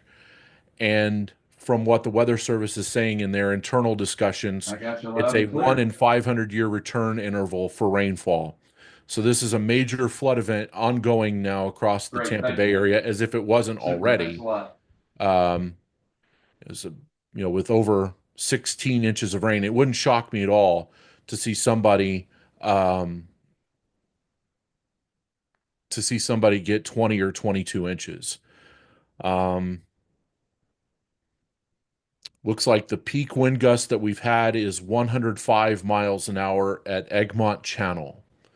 And the extreme wind warning will be allowed to expire, or has expired, as of 8:30 this evening. 9:30 Eastern Time, 8:30 Central. So again, this has turned out to be a big flood event in the Tampa Bay area with 4 to 5 inch an hour rainfall rates and rainfall totals over 15 inches in the Tampa Bay area. Just amazing rainfall. This was something that was modeled, but given the fact that everything else that had been going on, like in the degree of threats, we didn't really look at the rainfall as a big threat. And, shame on us, because rain and freshwater flooding are threats. It's just when you have to triage this stuff as what is most important to least important, life, limb, and property, obviously the main thing goes to the surge, because that's the flamboyant, that's the sexy stuff, if you will, that is quote unquote sexy about hurricanes. It's the wind, it's the surge, it's all of that. So immediately your thought goes there instead of, well, gee, how much rain is going to fall? Do we expect to see 12 to 18 inches across the state? It's possible.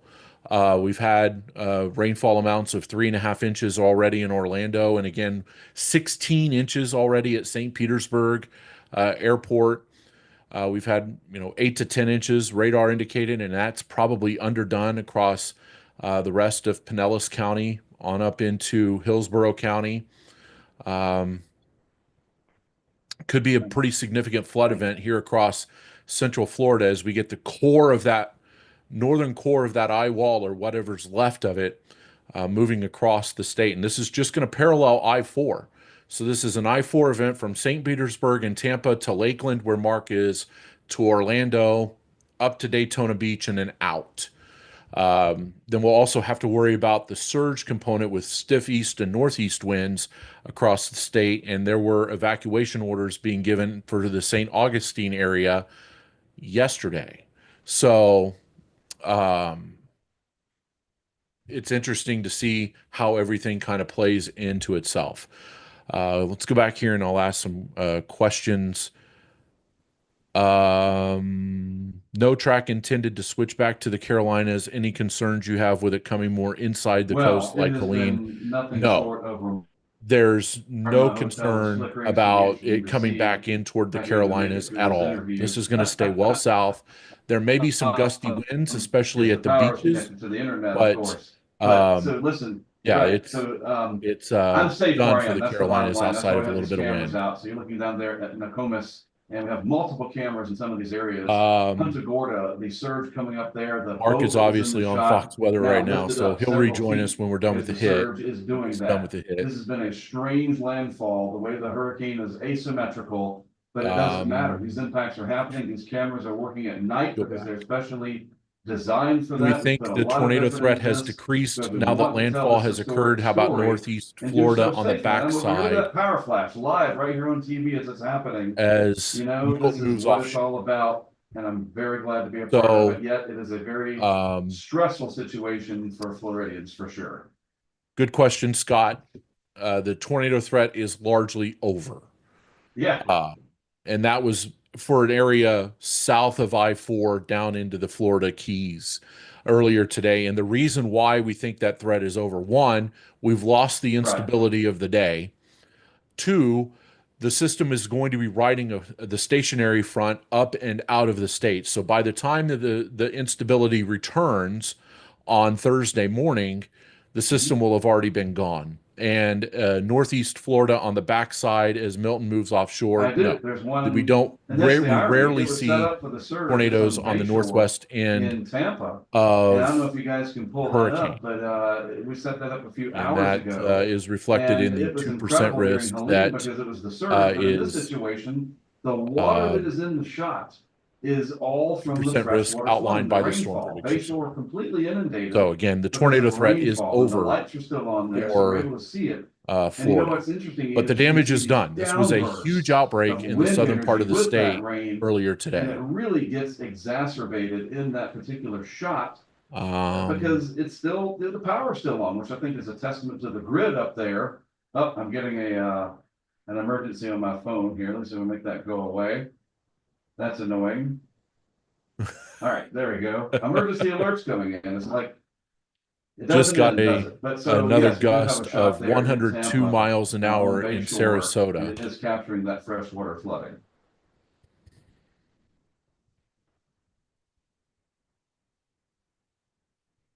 Right.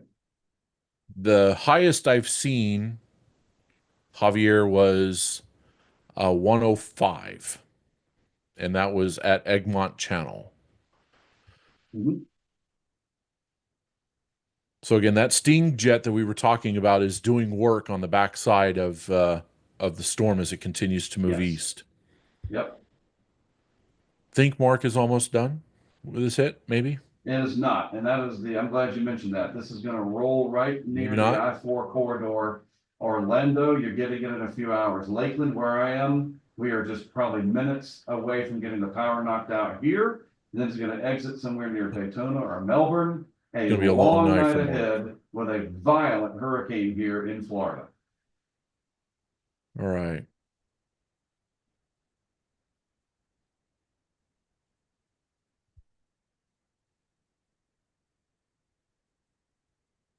Yeah, yep. So we'll let Mark get done with his chat here with Fox and Ian Oliver. Winds are You starting betcha. to pick Thanks, up. Ian. Winds are starting to pick up south of Orlando. Pretty quiet after all the tornadoes this afternoon, but that's Thank you, changing New now. York. See you next time. Yes, it is. All right, let's get this sucker back going. Yes, it is. Here comes Mark. So, yeah, so we were There. just talking about the flood threat across the state where the Weather Service in Tampa says that St. Pete has picked up 16 inches of rain, and Oh, it's need my phone. oh, um, so okay. So what we can do is, we'll let Mark get reacquainted here, but we'll talk about, like somebody asked, somebody mentioned earlier. This is from the Discord chat. Could you explain the basics of an extratropical transition? I'm sure there are folks who don't know how this works. So yes, hurricanes are warm core systems. So when you think of warm core, we're taking something that's warm, like a pot of water, and then we're going to change the temperature of that water. We're going to change it from warm to cold or warm to cool. And that is the transition from tropical to extratropical. Basically, what's happening is there are winds that are coming in, and hurricanes like to have stillness in all layers around them and inside of them. So Because then go vertical. if Yep. you if you do anything, if you disturb that at all, it tilts. Yeah. So basically what we're doing is when we take a tropical system and we make it extratropical, is we take wind and we just turn the storm. And then as we inject dry air, it's harder for the thunderstorms to bubble up, and then it decays from basically bottom to top. Right. And you're also changing that core from a warm core to a cooler core. So Both processes are at play here. It's obviously going to take a little bit more time to spin down the warm core, but the wind and the dry air did a number on the bottom side of the storm, even though we're still getting gusts to 100 miles an hour in Sarasota. So we're still being able to transport that air down, but it's because we have jet dynamics and baroclinic processes that would be really deep into the weeds at play. So I want to welcome too Dr. Hal Needham. Thank you for that. I like the boiling water analogy there, Mr. Harding. That's terrific. You yeah. know how much I like the analogies. Dr. Needham, thanks for joining me. Introduce yourself, if you would, please. Where are you from, and why are you important? I Hey know. guys, thanks for having me on I love the meteorology here. I mean, I've been watching for a while. I've learned a bunch, and I know a lot of these are very relevant questions. So great broadcast tonight, guys. Thank I'm you. a Dr. Hal Needham. A lot of folks call me Hurricane Hal. I'm an extreme weather and disaster scientist. I run the U.S. Coastal Flood Database called USurge. I'm doing a lot of storm surge research for about 16 years and a lot of on-the-ground research in different hurricanes through the last couple decades. Well, I appreciate you joining in. What do you think? You know, you're over in Galveston right now, right? And over in Florida, we're getting whacked pretty hard. I'm in the middle of it, or at least I will be soon. What are your thoughts? You know, is this pretty much living up to what you thought would happen and some of the stuff you've seen? I asked you earlier, when is that surge coming? And we're seeing it. You know, for sure. It's really weird for me, first of all, not to be there. I've been in most of the big hurricane hits over the past 12 or 13 years, but I'm here in Galveston tonight. Yeah, so the surge is interesting. It'll actually, on the west coast of Florida, your surge will push in when the latitude of the eye, basically, you know, when that gets higher latitude than your location, the winds kind of spin around on the backside. Once you get that onshore flow, you don't even need really super strong winds. You're going to see the surge push in pretty quickly. So we saw Look that at this those afternoon waves. down the coast, and now I think moving up towards possibly Venice and Siesta Key. We have waves coming through the shot now here at Punta Gorda. Wow. Yeah. My goodness. Yeah, you know, Charlotte Harbor in there, Punta Gorda, Port Charlotte, really interesting. Stayed dry in Charlie. I was actually literally in Charlotte Harbor during the eye of Ian, stayed dry. And so that's been one of my big concerns. They're definitely on the onshore flow. A lot of surge down there in Charlotte Harbor and a lot of wave action too. So yeah, let's talk about that. Yeah. Interesting. Just this little, you know, I look at it and go, that doesn't look fierce, but like you just said, it doesn't need to be. It's just like, what are the mechanics here? How is that? I think about a well-oiled Eyewall driving the surge in there, and that is not what is happening in Charlotte Harbor. Yeah, well, you know, Mark, picture a summer afternoon and you're out on a lake or a bay, and all of a sudden a thunderstorm pops up, right? And the winds are maybe 50, 60 miles an hour over a few square miles. And pretty quickly you see whitecaps out there and water pushing, and that's just a few square miles. So all of a sudden you take one of these massive wind fields, even if it's just tropical storm force winds, if you have 100 miles times 100 miles, that's 10,000 square miles. You're pushing a lot of water. So we saw this 2 weeks ago. I was in St. Petersburg during Hurricane Helene, and actually it made its closest approach. We had the strong winds early in the evening. And then actually, as it gained latitude and started moving away from us, a lot of people let their guard down. That's when the surge flowed in. So it's really almost more about wind direction than wind speed, if you will. And where you get the water generally pile up by the coast, you just need it to shift to an onshore direction. Doesn't have to be a fierce wind. It could be 30, 40 miles an hour. You're going to see the surge flow in. Hal, look at this. That is fresh water in Tampa. That's Bayshore. That is not storm surge. Yeah, I love that you guys are talking so much about the tremendous rain, 10 to 14 inches already, y'all said, and a lot more on the way. Just tremendous amount of rain parked over one area. I think it's been, in a sense, undercovered in this storm in the forecast, and I'm glad to see you guys giving it a lot of attention. It's kind of you can visualize. Go ahead, Matt. We worried so much about Tampa and surge, and then the wind aspect as well when this became a Category 5 at 185 or 175, that rain really did get pushed all the way down to the end of the triage chart, and really, for we undersold the tornado threat as well today across that area. So yeah, you're right. It is, we undersold the rain aspect of this, in not just Mark, but we as the entire weather enterprise Right. kind of Because we're undersold so focused on that catastrophic yeah, potential surge. Yeah. yeah. Yeah. Trying to get this to cooperate. If I can get come on, browser. There we go. I'm going to do a time lapse. Let's just do a time lapse here, and we'll call this Bay Shore. And let's make it 1 minute. And go up in here. We'll wait for this to render.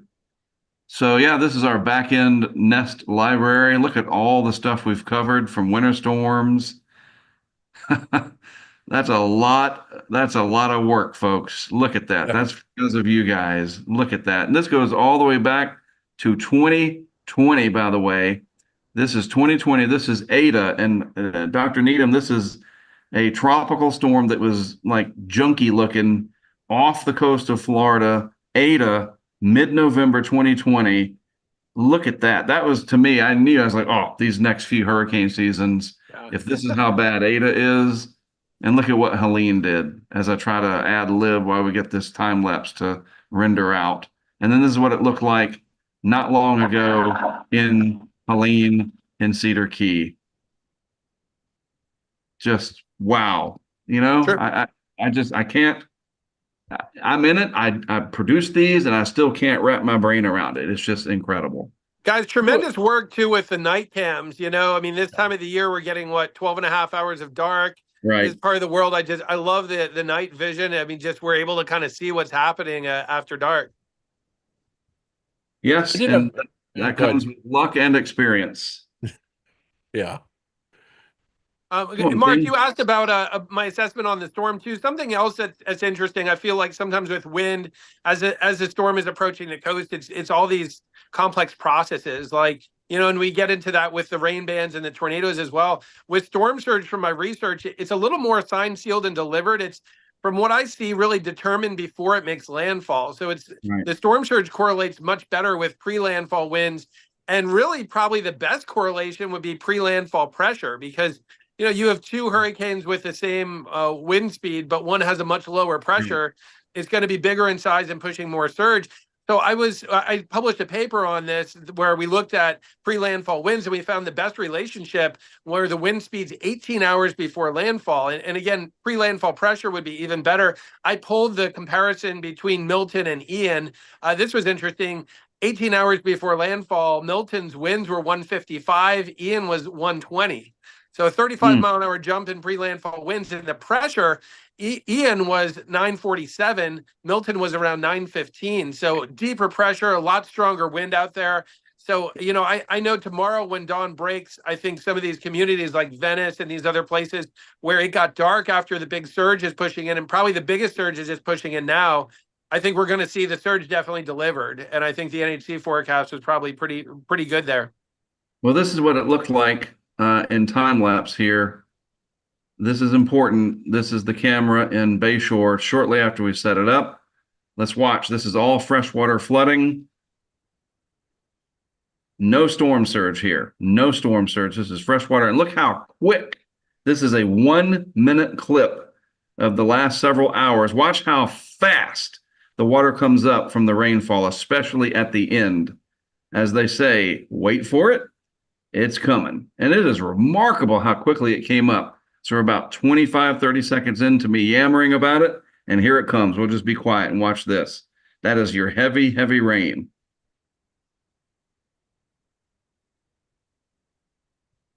Oh, yeah. Wow. That's very impressive. Wow. And that's one snapshot per minute? I just set it up. I told it, I don't know how the frame rate is, but I said to set however many hours and make a 1-minute time lapse. I see. And the other thing about that, Mark, a lot of times places like Bayshore Boulevard, we're going to say, well, it's compound flooding, right? It's a combination of surge and rain. In this case, Tampa Bay is right about at normal or slightly below normal with the water pushing out of the bay. Right. That's pretty much 100% fresh water there. Yep, yeah. Exactly. And the water wouldn't be able to go out anyway because the tide is getting ready to come in. So we're heading toward high tide. We're coming out of low tide and heading into high tide. All right, let me throw this on my Dropbox. I want to send it over to Fox. Oh boy. Well, You know, guys, I have to say too, what I love about these time lapses is every hurricane, I'm thinking, how can this one blindside us? You know, Yeah. and you think you can't get beat. Well, Mark, you were just on at National Tropical Weather Conference, and you were talking about how with Helene, the focus was Florida, and not as much on the Appalachians, and Right. it beat us. And in this case, we're getting these heavy rainfall floodings, not talked about as much in the previous days. Yeah. I mean, there's so much with these now, like there's a lot to keep up with. That's the problem. It is a multi-faceted, you know, it, I don't know. We're going to have to unpack this for years. And, the conferences, speaking of conferences, next year is probably going to be standing room only, which is good on one hand, but they should be like that all the time where we can be ready for these kinds of things. Just trying Yeah, to. for sure. Guys, one last commentary too. I was amazed by the reaction and response. I mean, I think you take Helene away and we don't get nearly a response like this in West Central Florida. No. From being on the ground 2 weeks ago, I was in some of the lowest lying neighborhoods in St. Petersburg with the salt water flowing in, warning local residents. And they were most of the people I talked to were very dismissive that, they've been there for 50 years. They've never flooded. The next morning, they're standing out in the street in disbelief. So Right. as bad as Helene was, and I'm not trying to say it was a good thing, I think the silver lining there might be the response we got from folks in that region. How Yeah, do we, that's true. I don't want to dip too much into this, but how do we continue to educate folks about the power of storm surge? Because Dr. Needham just touched on it. Like he talked to people who had been there 30, 40, 50 years and said, oh, the water's not going to come up that high. It doesn't ever come up that high. And then they're standing in the middle of the road the next morning. How do we continue to educate people not only about hurricanes, how hurricanes are devastating, yes, with the wind aspect, but that's only devastating in a localized area. The water is the big hallmark with these storms every single time, whether it's freshwater flooding or storm surge flooding. How do we as a science and a community educate the public about the danger of water with hurricanes? Matt, that's such a good question. I had some success this time with Milton. Something that I started doing was showing photographs of previous massive surges and I think the concept here is that as humans, some of these mega disasters that Mother Nature can do, they're outside our frame of reference. I mean, Right. You get people that come back home to a surge zone and they're expecting to see a palm tree on their house, and there's no house anymore. There's just a slab of concrete. And in the worst case scenarios, they're looking at a slab of concrete and someone says, oh, that's not even where your house was. Your house was 2 blocks that way, So a lot of people didn't even know that that's possible. So I think sometimes showing the photographs and videos of what happened in Michael, what happened in Ike, what happened in Katrina, just for people to start to see these communities that were moonscaped, and to realize like, okay, I didn't even know Mother Nature could do that. I think that's one step. And then also I found people are usually pretty receptive to their deeper history. Even places like Tampa, people say, well, we've never had floods like this before.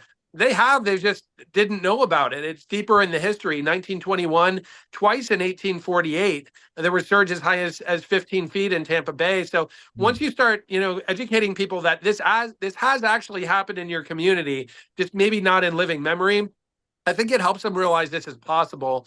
And especially in a place like West Central Florida, where people say, well, we don't get direct hurricane strikes. The Indian Right. burial grounds protect us, and all these different legends. You say, no, that's already been disproven.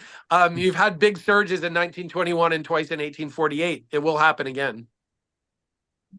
Well, Mr. Harding, I know you probably have to go. You've got a big day tomorrow, and CJ is going to jump back on. And so we'll continue to talk with him. Matt, thank you for joining in. I appreciate it, man. Yeah, Great to meet you, Matt. Yeah, good to meet you, Dr. Needham. Thank you so much, Mark, for allowing me to share the chair with you here for a little bit. You guys, you guys have a good evening. You as well, sir. Thank you. All right. No problem. Bye, Matt. Bye. Matt Harding, ladies and gentlemen. All right, now we're going to welcome back in CJ. Hey, how's it going? Unfortunately, my video is going to be down, but you got my audio. Yeah. Well, tell us where you are again to remind us. So I am in Venice, Florida. I'm about 6.5, 7 miles. We figured out from the Nokomis camera. I actually this time, I'm talking to you. I'm talking to you from my car. I had to go check on my grandparents' place. It's obviously still not exactly safe to be out driving yet, but it's right down the street. So Whoa! Holy crap! Look at the surge, Hal. This is Sarasota. Whoa! Whoa! Look at that power flash. Everything just went out, right? I Is said that it. downtown Sarasota? Yes, sir. Oh my goodness. Let's go back to the Nest feed itself. Wow. Let's go back. We'll show it. What do you think of that, Hal? That's downtown Sarasota. Mark, I told you after 9 p.m. Eastern, on the backside, it's going to come in quickly. You called it. You called it. Oh, Yeah. Oh wow. Jesus Lord. where is it? Was it Bayfront or no? There it is. That was Bayfront. Yes, that was Okay. Bayfront. Let's check Sarasota 10th and Tammy real quick. Tamiami. Is that surge? I'm going to check. Let's get back in time a little bit. That's the beauty of doing it this way. No. So those are the little bushes.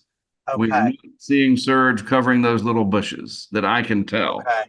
Right. But the other one was Now that area is, Mark, a little elevated. As you go up US 41 there, you might have noticed there are a little bit of like an old dune network there that does elevate that just enough that maybe because they're on the north side of the storm, maybe it's just enough to elevate it out. so we had Sarasota 10th and Tamiami, Sarasota Bayfront, but there's that other one, right? Which did is the you one put that another one? that I was. That was Bayfront Park. That was Okay. downtown Bayfront. Yeah. That was Bayfront. All right, well, let me go Yeah. back to Oh it. yeah. No, as soon as because you want to know why I know that? The Art Deco lamps. But what's the one that we just saw? Was that not Bayfront? Where was that? Because the light, I know, I'm confused. We have too many cameras, Hal. Yeah. Never Mark, thought we'd Mark. have that problem, right, Mark? Yes, sir, Hal. Mark, you had a really good perspective there. You don't need the Eyewall. You don't need the strongest winds to get that surge to push in, right? In a case like this, it's going to come in No. late. Yeah, I got to figure out what the hell camera there is. This area, our coastline, the way that we have these indentures and these bays here, it's going to do nothing but amplify it as it pushes in. Right. It's going to push up our passes and it's going to come into every nook and cranny it can find. Now, to give you a perspective, Hal, are you a degreed Met? I'm sorry, I apologize. I don't think we've met. Oh, great to meet you. I'm a storm surge scientist. I run USER, the U.S. Coastal Flood Database. Okay. Well, perfect. Well, I'm just another guy who loves weather, but I live here in Sarasota County. I'm in Venice. I'm currently riding down US 41 because obviously you don't want to be under trees. And, looking at, the way that the surge, especially in Nokomis there, where you have that indented, on the east coast of Florida, they call them inlets. Over here, we call them passes, semantics aside. The way that that's going to push in through that pass there between the Venice jetties, it's going to overwhelm and just annihilate those barrier islands there. Yeah. I'm trying to figure out what we just saw. This is really bothering me. That had to have been a power flash. Well, no, the lights were on. Short. Oh, hello. Have you seen a surge pushing into the Venice area yet? Yes. We have, yes. So I can tell you firsthand, I have reports from folks that are on, we call it Venice Island. So the intercoastal waterway, it was dredged around the city rather than through it. So we call it the island. I have folks that live there that they are reporting surge. I don't know how far in. I'm really worried. So the way that I have to drive home for my grandparents is the long way. I am right at about US 41 and 776 if you're looking at a map. I'm just about to pass that interstate or that intersection right now. So that's US 41 and State Road 776. And that neighborhood to the left back there is called South Venice. It is very low lying, and it would not surprise me to see surge there. We got it back. The lights are back on. There is surge in Sarasota. I figured. Wow. Wow. Where's the What's tree? what's the elevation there, Mark? Oh man, it's like 3 feet above sea level. Like you can, Pretty the low. water's just right over there. Mark, where's the tree? I don't even remember a tree. There was a bush there. Well, Wasn't there? Yeah, there's the bushes. They're at the bottom. Oh, wow. There's somebody in a truck sitting here at the intersection. Must be somebody that's another. Hey, Mark, a chaser. Yeah, really. Let's see. So power went out again. Yep, it's It must going have been to. a power flash. Yeah, that was definitely a power flash. That is from what we call Golden Point. So there's that little peninsula, Mark, before you go across the Ringling Causeway. It's that little peninsula. You just saw the transformers blow. So they are getting surge now. If the transformers are going, it is up to there for certain. I'm just going Because back in time here to see everything if you there, catch it. gentlemen, so I can give you an idea, everything there is underground. Wow. So in that area right there, so it's seeping in. We had the same issue when we had freshwater flooding in vast swaths of the county due to Hurricane Ian. So really, the inundation there can cause transformer popping and a power outage. Absolutely. Absolutely, it can. Yes. Let's check on Punta Gorda because that was shocking. Woo! Yeah, you know, Look, Charlotte the fence. Harbor. The fence is the boat's Wow. coming at the fence. Wow, that's spectacular. The boat is coming at the fence. That's what's doing that. And there's other debris banging into the fence. Yeah, that's got to be a 9 to 11 foot surge in there. Wow. Man, oh man. Let's look at the radar. And Hal, let's talk about the fetch down there. Yeah. Now, Hal, for reference, my house, I'm about a half to 3/4 of a mile from the Mayaca River, which is the west arm of,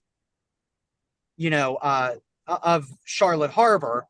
Now, why can we see, for people that are watching, they may be wondering, why is it that downtown Tampa, for example, on that, main portion of the bay could see a 10-foot storm surge?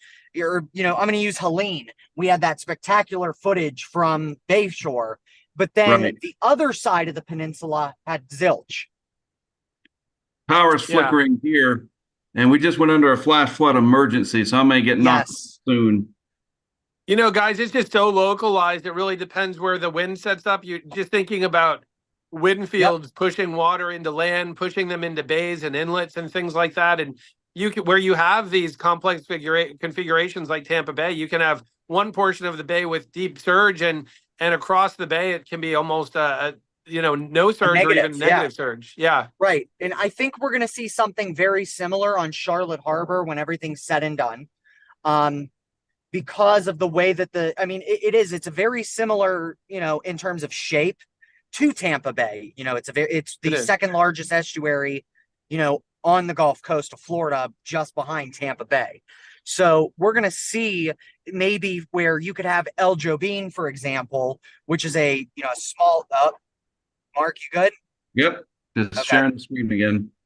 Where you could see, that negative surge, just as an example. I don't know if we're going to see that, but then Punta Gorda has an 11-foot surge because it's driving that water up the Peace River.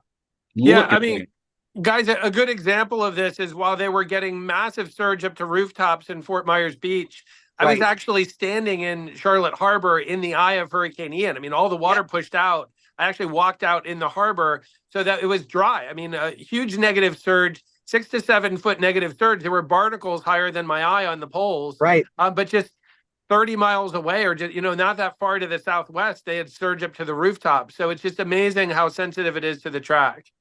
Yeah, it really is, like you said earlier. It's the geography of the shoreline. It really is. And I had people asking me because I'm in an evacuation zone.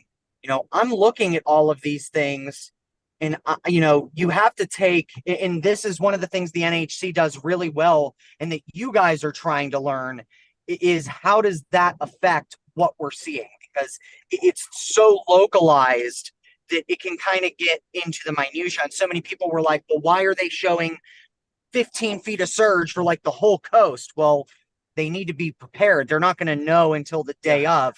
You know, earlier today, we were thinking that it could have went up Tampa Bay.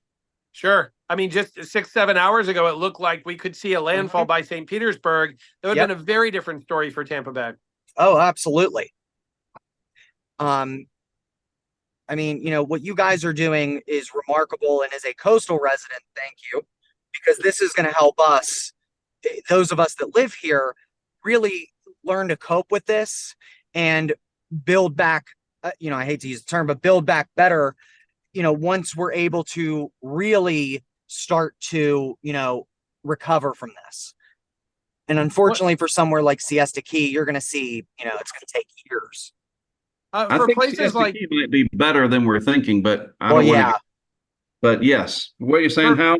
for places like Venice and Punta Gorda, Port Charlotte, Yep. that have seen some big wind events, they've been on the northern fringe of Ian and Charlie, Yep. but didn't see the surge. Do you Right. think Yep. a lot of people maybe let their guard down and said, hey, a lot of times these surges never happen, and this one was signed, sealed, and delivered for them?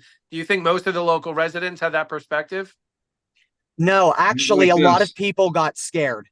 I can tell you that I know a lot of people. I moved here 10 years ago. My grandparents have lived here since 2003. So their first hurricane season was 04. Their first hurricane was Charlie.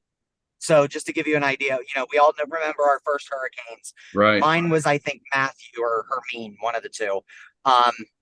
And the, you know, looking back on it, I'm very proud at how our community really responded to this. And, you know, to your point, you know, you were in the eye down in, hold on, I got a blocked road.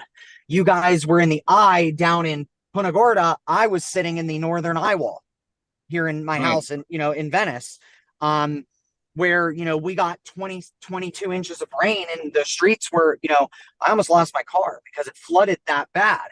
I mean, we had apocalyptic flooding, basically what you're going to see tomorrow in Tampa and St. Pete. We had happened to us. So with that still 2 years fresh, and now we have the surge from Helene, you know, a week ago, 2 weeks ago, people left. I was actually stunned because, you know, and Mark, we talked about this with Ian. I think so many people stayed after that one because they sat in the traffic for 23 hours getting out.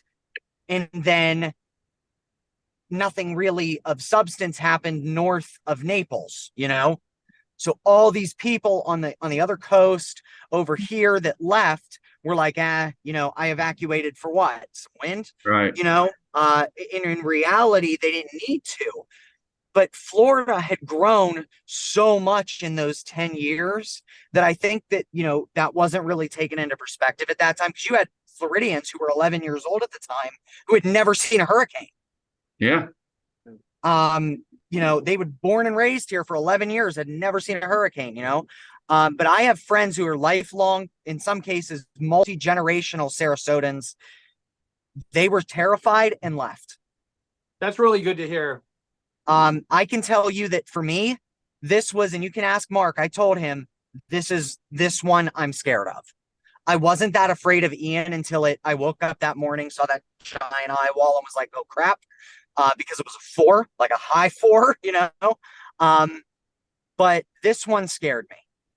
And I know a lot of people that felt the same way. I have heard the phrase better safe than sorry more times this week than I have ever heard in the nearly 10 years I have lived here.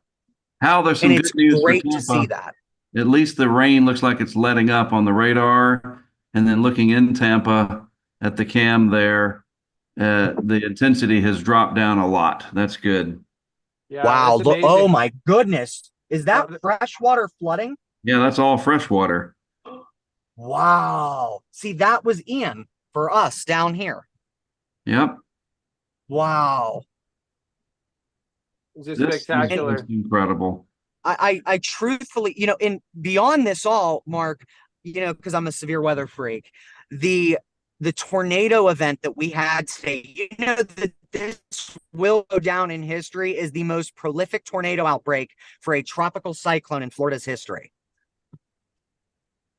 We had multiple, in some cases, violent tornadoes on the ground today. I mean, we prayed for days like that in Kansas, it being something, but you go out there and it was 2 counties to my west or my What do you think east. about that, Sorry. Hal? The prolific tornado producing cells today. Have you ever seen anything like that in your career? This in this much of a population area, this was crazy. No, I mean, it was just remarkable, widespread throughout the state. I mean, I wonder if it's partly a lot of that south to north flow and just getting a lot of time, when that friction spins up as it's going over the peninsula, but it was remarkable. And, the video of it, I said this morning, I was talking about it because the SPC put the tornado watch up and I did the YouTube live and I said, I showed the little supercells over the Gulf. I explained how they come in. I said, they typically don't look like the ones in the Great Plains. Well, I was wrong. And then, well, no, Mark, I've lived here 10 years. I've never seen a wedge tornado in the peninsula ever. Yeah, it was crazy. Well, it was amazing to get the visibility too. Usually you picture they're going to be rain wrapped or you're just not going to see them. I mean, it looked like we were out in Oklahoma, Right. It did. Those shots of those tornadoes or glades truthfully looked like something you would see out in Oklahoma or Kansas. I mean, it was remarkable. I got a phone call from a friend in West Palm Beach. They were in Wellington tonight. She didn't want to ride, she didn't want to stay alone. And she goes to a friend's house and she goes, can you look at this for me? I looked it up. That tornado that hit Wellington came within a half mile. They could hear it. Yeah, pretty fierce. I mean, these were going through in Palm Beach County. That is no slouch in terms of population. That is, almost 2 million people. Yeah, Palm Beach Gardens got nailed. Steve Bender at Fox Weather, the tornado said apparently it hit his brother's house or condo or whatever. Yeah, I mean, Cape Coral. Yeah, Cape Coral. Yeah, and we were close to one when Matt stopped on the bridge there. It was only 12 miles away, this monster tornado. We're going to have a lot to talk about next year at the conferences, aren't we, Hal? Oh, for sure. Yeah, it's just such an interesting season, with so many different angles. Now, Hal, what's your look on this being just the delayed, a lot of people, I hear a lot of chatter from just, general people, because, us weather weenies, we get stuck in the science of it, right? But even just the general people, they're like, why does it happen? Why the delay? It's almost, they're like, this happens in September, not, October. Yeah, it just goes to show you, we have a long season and it does seem with the warmer waters out there where the season is getting a little bit maybe longer, starting a little bit earlier, ending a little bit later. But you look at that history of South Florida and really a lot of the most impactful storms are coming out of the Western Caribbean or the Gulf in late September or October. So I think, we sometimes have this stereotype that the core of the season is really going to be late August into mid-September and then die down. And looking back at history, you see a lot of big October storms coming from the southwest to northeast and impacting the Gulf Coast of Florida. Hey, Hal, absolutely. Hal, what's today's date? Today's date is the 9th of October. 9th of October. Are you serious? Look at all that. We are in so much trouble going forward. We being the Western Atlantic Basin, all of that energy is going to end up in the Western Basin. Yeah, no, it could, we could really see an active season another several more weeks. So what in the world? I can't believe my eyes. That is remarkable for this late in the season. It is phenomenal. Hey guys, I'm gonna have to run in a few minutes. Just two last things. Just the rainfall threat heading east to Orlando Metro overnight. I'm concerned about that, but also what we call with storm surge, you have the positive flow, but then you have the ebb flow. All this water that pushes up into land, it has to go out. Sometimes it goes out so quickly. Sometimes we get more damage on the ebb flow than actually on the inflow. And so concerned about that overnight. If anyone is listening from Sarasota down to Venice, Siesta Key, any of those areas, as that surge pushes out after midnight and goes back out to sea, we could still see some substantial damage. So don't let your guard down. And like we were talking about with the flow, it's still going to be coming in, I think, for several more hours, and then the ebb flow after that. Wow, I appreciate that. Hal, thank you so much for doing this.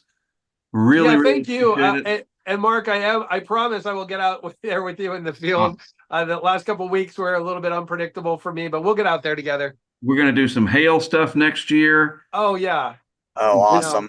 Maybe some winter stuff, and then we're going to get the hurricanes. Man, I'm glad I've met you. You're terrific. And Mark, I have to, well, both of you guys, I have to say, Mark, as you narrate through the science, but instead of just showing equations and maps and graphics, you're showing footage. That it's just, there's something that humans are drawn to see videos and see photos and see streaming and live action of what it looked like. But then you can bring the science into that. I think it's such a great approach. Very engaging. I noticed at every conference, people are in the edge of the seat, and your spot goes, and it's like, oh, I wish he had a little bit longer. So keep up the great work.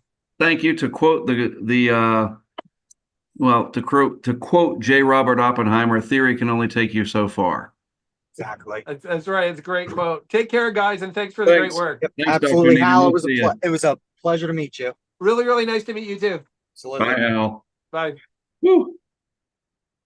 That Well, was I great. think we can keep chatting for a little bit, and then I'm gonna Absolutely. roll things gonna go up down. at the top of the hour. So we'll I'm gonna go for down another here 30 and see. minutes. Sorry, go ahead. I'm gonna go down real quick. I'm gonna see if this river's up.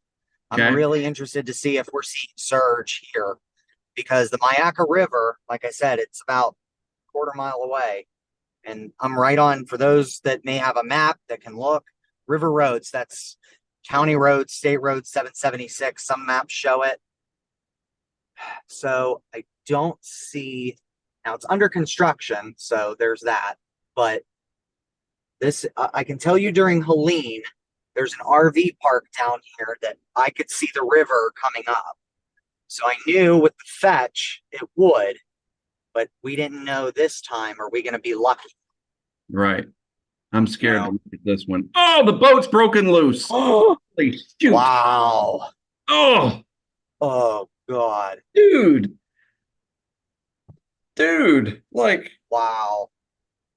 I just, this is what the work is all about. Like I don't want, you got to be careful. We're not objectifying the weather, but to Oh, see, yeah. to see it and to know all of this comes to this, like that, all of the planning, all the, please help us out with the crowdfunding and the conferences and the understanding. This is what it's all about. That is real. Right. It is storm And- surge damage. People, there is some water on the road here, but that is not salt water. People, and Hal kind of pointed this out. People want to see what's going on. For me, I grew up vacationing here. This is, this area is my home. The Sun Coast is my home. And I wanted to see, during Ian, it was so horrible just hearing about it through the radio. Right. I didn't even get to see what happened to Fort Myers until Saturday, and the storm hit on a Wednesday again. This, I'm actually seeing what's happening, and it's going to sound weird, but it's comforting that I can see what is happening. Because I have Agreed. I've had so many friends. people tell me that. I have friends that live near there. I have friends that stayed out in Nokomis. So I want to make sure they are okay. It's something to be said about, like, we want to know what's happening here. Oh, wow. Yep. The river is on River Road. So we have surge here, I think. But I can't, oh yeah, this has to be storm surge. Let me see if I can flip on my camera and point it the other way. Hold on 1 second. So Charlotte Harbor, I did my homework last night and really looked it up. And that's the big winner down here, it looks like. I mean, the evidence is right there. That boat, holy mackerel, man. We get another few feet and that boat's coming right into the camera. Mark, are you able to see my my video at Yeah, all? let's unshare and go to yours. Yep, there you go. So this is River Road. I don't know how much of this is salt water, but this is kind of what we're looking at here. Right. Give you an idea. So, I mean, it's not deep, but it's here. So this tells me that there is at least, and you can see it out there a little bit. If you can look out in the distance, there's some buildings. The river runs about, let's call it a half a mile from here.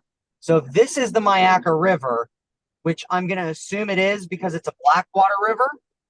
And the water here is stained with tannin. I Yeah, can see the yeah. brown.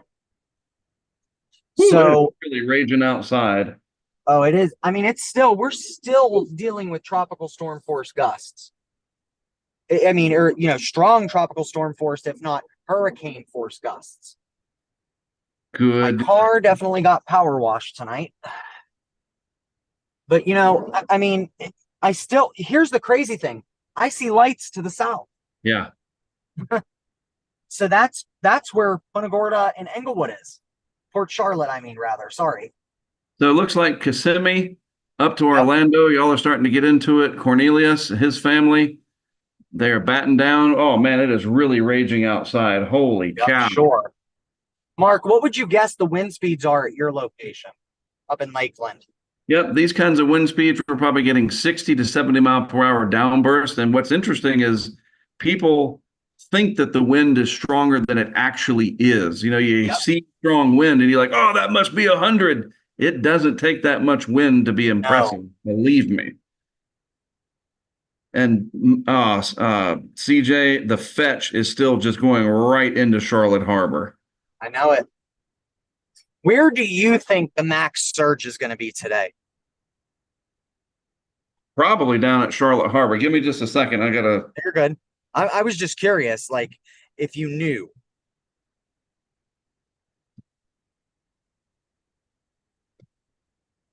One second. I will send you all a couple of Dropbox links, period.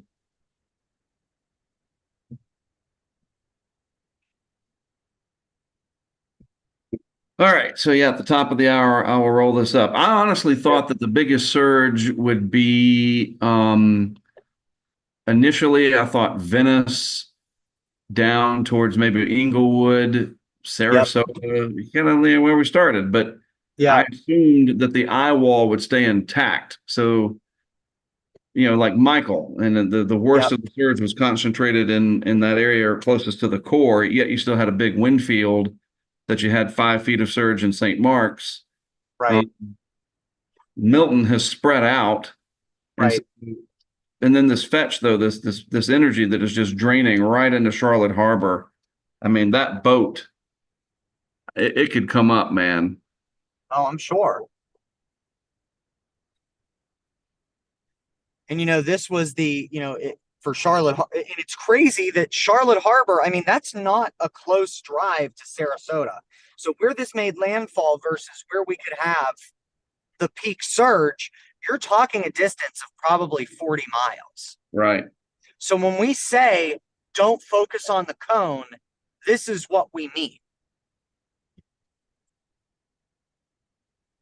It's funny. Man, look at this. There's stuff coming through the shot. Oh, wow. Oh, what is that? What is that? Mark, I think that's a piece of a wall. I agree. Oh, wow.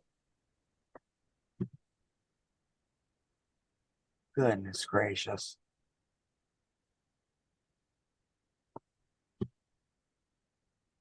Wow. This is remarkable. That boat's going to come right into the shot, bro. Mark, I remember you saying, there will be a before Helene, after Helene. In Florida, there will be a before Milton and after Milton. Absolutely. There is no question. Good grief. I don't care how many times I see it. Big waves. Yep. Let me jump over on the social media real quick. Let's Yeah, look at absolutely. Discord. All right, we'll go to our general discussion. You go ahead and turn my camera back off. And, I'm happy to report, driving around, and this is a testament, folks, to our building codes in Florida. They're meant for wind, not for surge. Right. There's very minimal, at least in the newer subdivisions like we live in, structural damage. I see a lot of shingles, you know, because the houses that I live in, they still have regular shingles on them, not, you know, tile. But even in my grandmother's community where they have mostly tile roofs, there is not much property damage from the wind. Right. Her lanai, knock on wood, her lanai screens, the entire cage, Mark, is not missing a single panel of screen. Dude. Every time I go back. And I know it's insane. Is that Sarasota's hitting the camera? Yeah, you're getting a lot of rain now. Okay, I thought it was a wave. That's why I got confused. No waves, luckily. Oh God, thank God. What do you think the surge got up to there? In Sarasota? Mm-hmm. Because we said it was what? Probably 7-8 feet up that pole. Yeah, I mean, the water came up about a foot or two over the road. Okay. So, you know, probably had a 6 or 7 foot surge to get there. Right.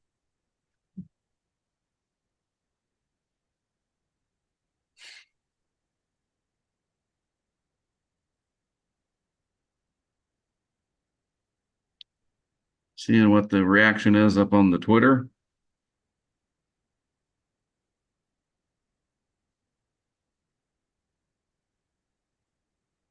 My goodness. Oh yeah, that other boat is gone. So there was a boat there. There was 2 boats there, and the other one's gone. Wow. So let's go to the Punta Gorda and let's do some before and during live. Let's kill that. Punta Gorda, there you are. Stupid. Woo! Look at that. Jeez. Come on. Yeah. All right, so let's go back several hours to before it got dark. Right about there. This is what it looked like to start, folks.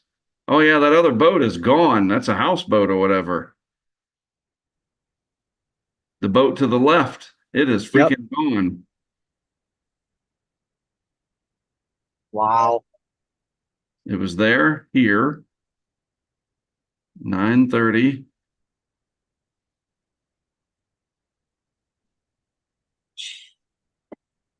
And then where we are now, So quick. boom. God, that's unbelievable.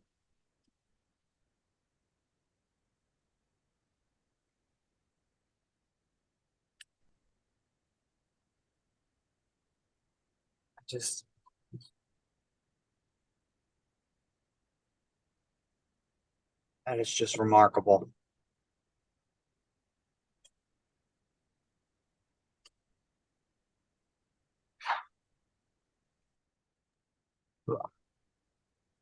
Just absolutely remarkable. All right, it's raging pretty good, so I probably should start packing stuff up before it gets. Yep. Yeah, I get it. And I just got back to my place. I'm gonna try to layer down. You know, it's gonna be a rough night to sleep on the Gulf Coast, but we got to get our sleep because we got work to do in the morning, man. But before I go, I want to remind people, we are Hurricane Track. I started this 1999, started my whole job, everything, 1995. We have moved through into the age of crowdfunding. Would love to have you guys support the project and help more of this happen in the future. When we get these extreme disasters, we can cover it like no one else. And we do it with you guys. So you can join at Patreon. And we got plenty of room. You know, it's like a wonderful cooperative. And once you get on with Patreon, you sign up there and you go over to Hurricane Track. You put your username right there for the insider site. And then you have access to all of these tools that I've been showing you. And that includes this interactive map that we're seeing right here. Would love to have folks part of it. You know, the funding is great. Certainly it helps to support my family, to support the project, but it invests in the future. With technology, you might have an idea. And of course, you get on our Discord with us. That could be terrific as well. We'd love to have your participation there. It is all done through Patreon. And I'm part of the Patreon ambassador program. And I cannot tell you what's coming because it'll break my NDA with them. But something freaking awesome is coming in time for Christmas. And I can't wait until I'm allowed to tell everybody. Right. Be a game changer. So yes, we'd love to have your support through Patreon. And look, you're following on YouTube, and I appreciate that very, very much. The views and the subscribers and whatever, it doesn't boost my ego. It boosts my confidence that we are making a difference. So thank you very much for subscribing on YouTube. And do what you can to share what we're doing. If you like what we're doing, some people don't, and that's okay. This is not for everybody, but we try to keep it very serious, very straightforward, and focus on the science, the education, and the adventure of it sometimes. Weather is exciting, but nights like tonight, it is very, very dangerous, and we want to make sure people are on top of that as well. So Absolutely. I will unshare the screen. CJ, thanks for participating. Dr. Needham Absolutely. as well. I will sign off and start packing up my room, get a few hours of sleep, and then I get to get back home to North Carolina tomorrow. I got an important bunch of stuff to do this weekend with the family and so forth. And then I'll come back down next week. CJ will definitely meet up. You, me, Absolutely. and Cornelius. We're going to Cheesecake Factory, baby. And we're going to. Yeah. Yes. Yes, we are. Well, thank you guys so much. I appreciate it, Mark. My community thanks you. Well, I'm glad you're part of it. Thanks for meeting me up at Cedar Key Absolutely. in 2019 for Yes. Little Moon and totally forgotten Tropical Storm Nestor. Yes. Who would have thought that all of that, and I'll Yep. say this last thing, all of that leads to this. Every single thing we do, it is always worth the effort. Exactly. Thanks, everybody. Have a good night. Thanks for watching. Have a good night. Bye.